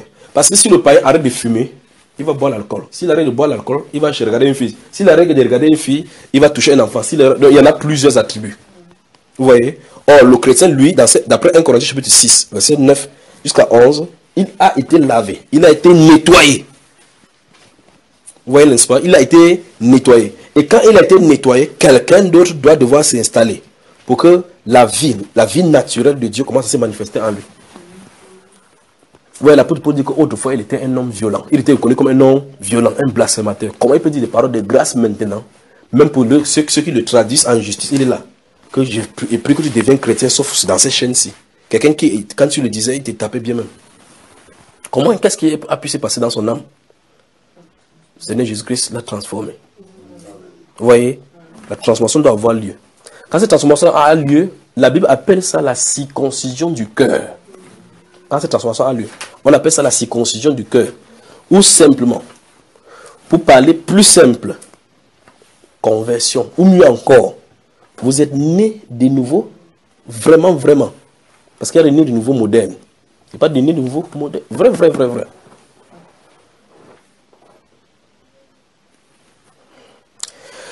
Verset 13, ne livrez pas. Je veux que vous voyez l'impératif qui est ici. On dit ne livrez pas. Ça suppose que vous avez la capacité de ne pas livrer. Ne livrez pas vos membres au péché comme des instruments d'iniquité. Donc vous voyez effectivement qu'un chrétien n'a plus la justification. Si les chrétiens de la bonne façon, il ne peut plus dire que ouais, je ne m'arrête plus à pécher. Parce qu'on dit ici que ne livrez pas vos membres au péché. Donc il a le pouvoir de ne pas livrer ses membres au péché comme des instruments de justice. Mais donnez-vous vous-même à Dieu. On a un choix. Soit s'aimer pour la chair, pour arriver à la mort, c'est-à-dire dans l'iniquité, soit s'aimer pour l'esprit, pour arriver à la vie éternelle. Puis il explique que, de moi que vous étiez, offrez à Dieu vos membres. Offrez à Dieu vos membres comme des instruments de justice. C'est quoi les membres? Où sont nos membres? Les membres là sont où? Vous savez, ça qu'on prend le faux papier pour aller donner un mentant. C'est ça, non? Les membres. Ça, c'est l'instrument de justice. Comment tu t'appelles? Il regarde le païen dans les yeux. Il ment au nom de Jésus. Et sa main, c'est un instrument de justice. Après, avec les lèvres avec lesquelles il offre des louanges dignes du Seigneur, il ment avec. Sa Bible lui dit que de la même bouche ne peut pas sortir les bénédictions et les malédictions. Que la source ne peut pas sortir l'eau douce et l'eau salée. Verset 14. Car le péché n'aura point de pouvoir sur vous. Vous y êtes, puisque vous êtes non sous la loi, mais sous la grâce. Donc sous la grâce, le péché n'a plus son autorité. Mais il y a une chose, le Saint-Esprit doit rendre ces choses-ci réelles en nous. Parce que Christ est mort véritablement à la croix. L'apôtre Paul marchait. Il a entendu parler de l'histoire.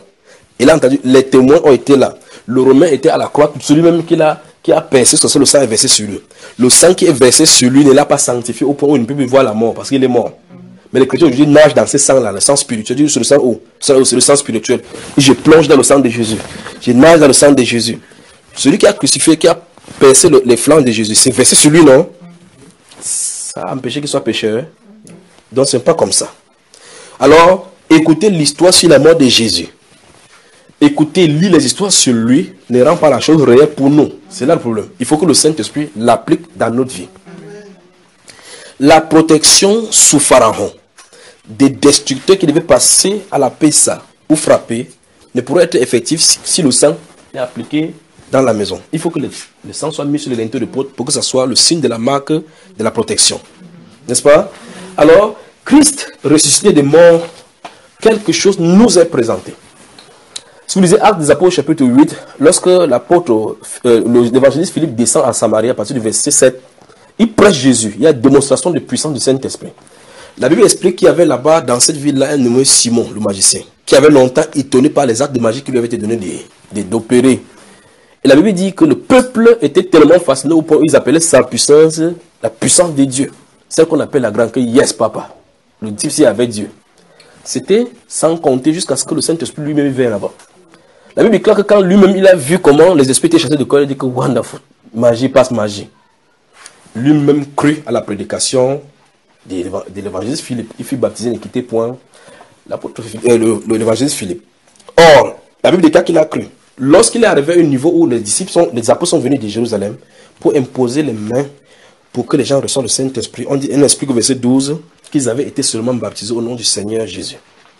Mais la Bible déclare que lorsque Simon vit que le don du Saint-Esprit, vous avez suivi le mot? Ils ont suivi que le don du Saint-Esprit. Le don du Saint-Esprit, que le Saint-Esprit était donné par l'imposer les mains. Il s'est approché de l'apôtre Pierre. Il dit, merde, c'est pas dans quelle école de magie vous êtes parti. Pour vous, c'est grave. Tu imposes la même chose, paf, ça prend quelqu'un. Tu imposes ça, paf, ça prend quelqu'un. Il y a le reste des morts. L'agent de tout de magie là-bas. C'est entre nous. Tu t'appelles Simon. En du moment où tu t'appelles Pierre, moi c'était Simon le magicien converti. Je te donne un peu d'argent là-bas, tu me guides un grimbala. Comme ça, quand il y a aussi pour imposer sur les mains sur quelqu'un qui reçoit la même chose. Vous pensez que ces gens dans son don, il va faire quoi avec frère? Le commerce. Alléluia. Amen. Alors cette chose est venue sur Pierre, il s'est tourné vers lui. Il a dit que ta part c'est grave. Il dit périsse avec ton argent. Le style de prédicateur d'aujourd'hui dirait que tu as combien? C'est comme toi aujourd'hui, non? Que je te donne cette eau. Va dans ton commerce, verse là-bas. Quand ça va produire, n'oublie pas d'où ça sort. Il dit périsse avec ton argent. Puis il dit ces choses. Puisque tu as cru que le don de Dieu s'acquérait au prix de l'argent. Vous avez vu ce que l'apôtre Pierre a dit? Il dit tu as cru que le don de Dieu s'acquérait au prix d'argent. Je vois que tu es dans un fiel amer. Prie le Seigneur qu'il te pardonne tes pensées, s'il est possible. Après, l'apôtre Pierre dit quelque chose. Tu n'as ni pas ni l'eau dans cette affaire.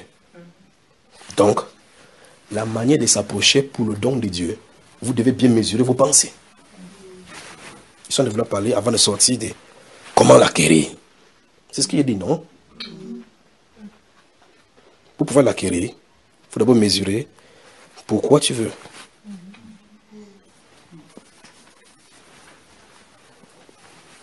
Si vous êtes fatigué, je garde ça. Et on voit ça demain.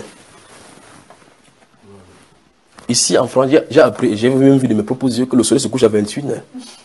Donc on est dans la nuit, mais je vous dis bon après-midi parce que je vois le soleil. Donc si vous voulez, on prend encore 5 minutes de pause parce que je vois que vous êtes... Pourquoi on développe encore, c'est la troisième partie. Que Dieu vous bénisse, 5 minutes encore. Que Dieu vous bénisse. Il arrive.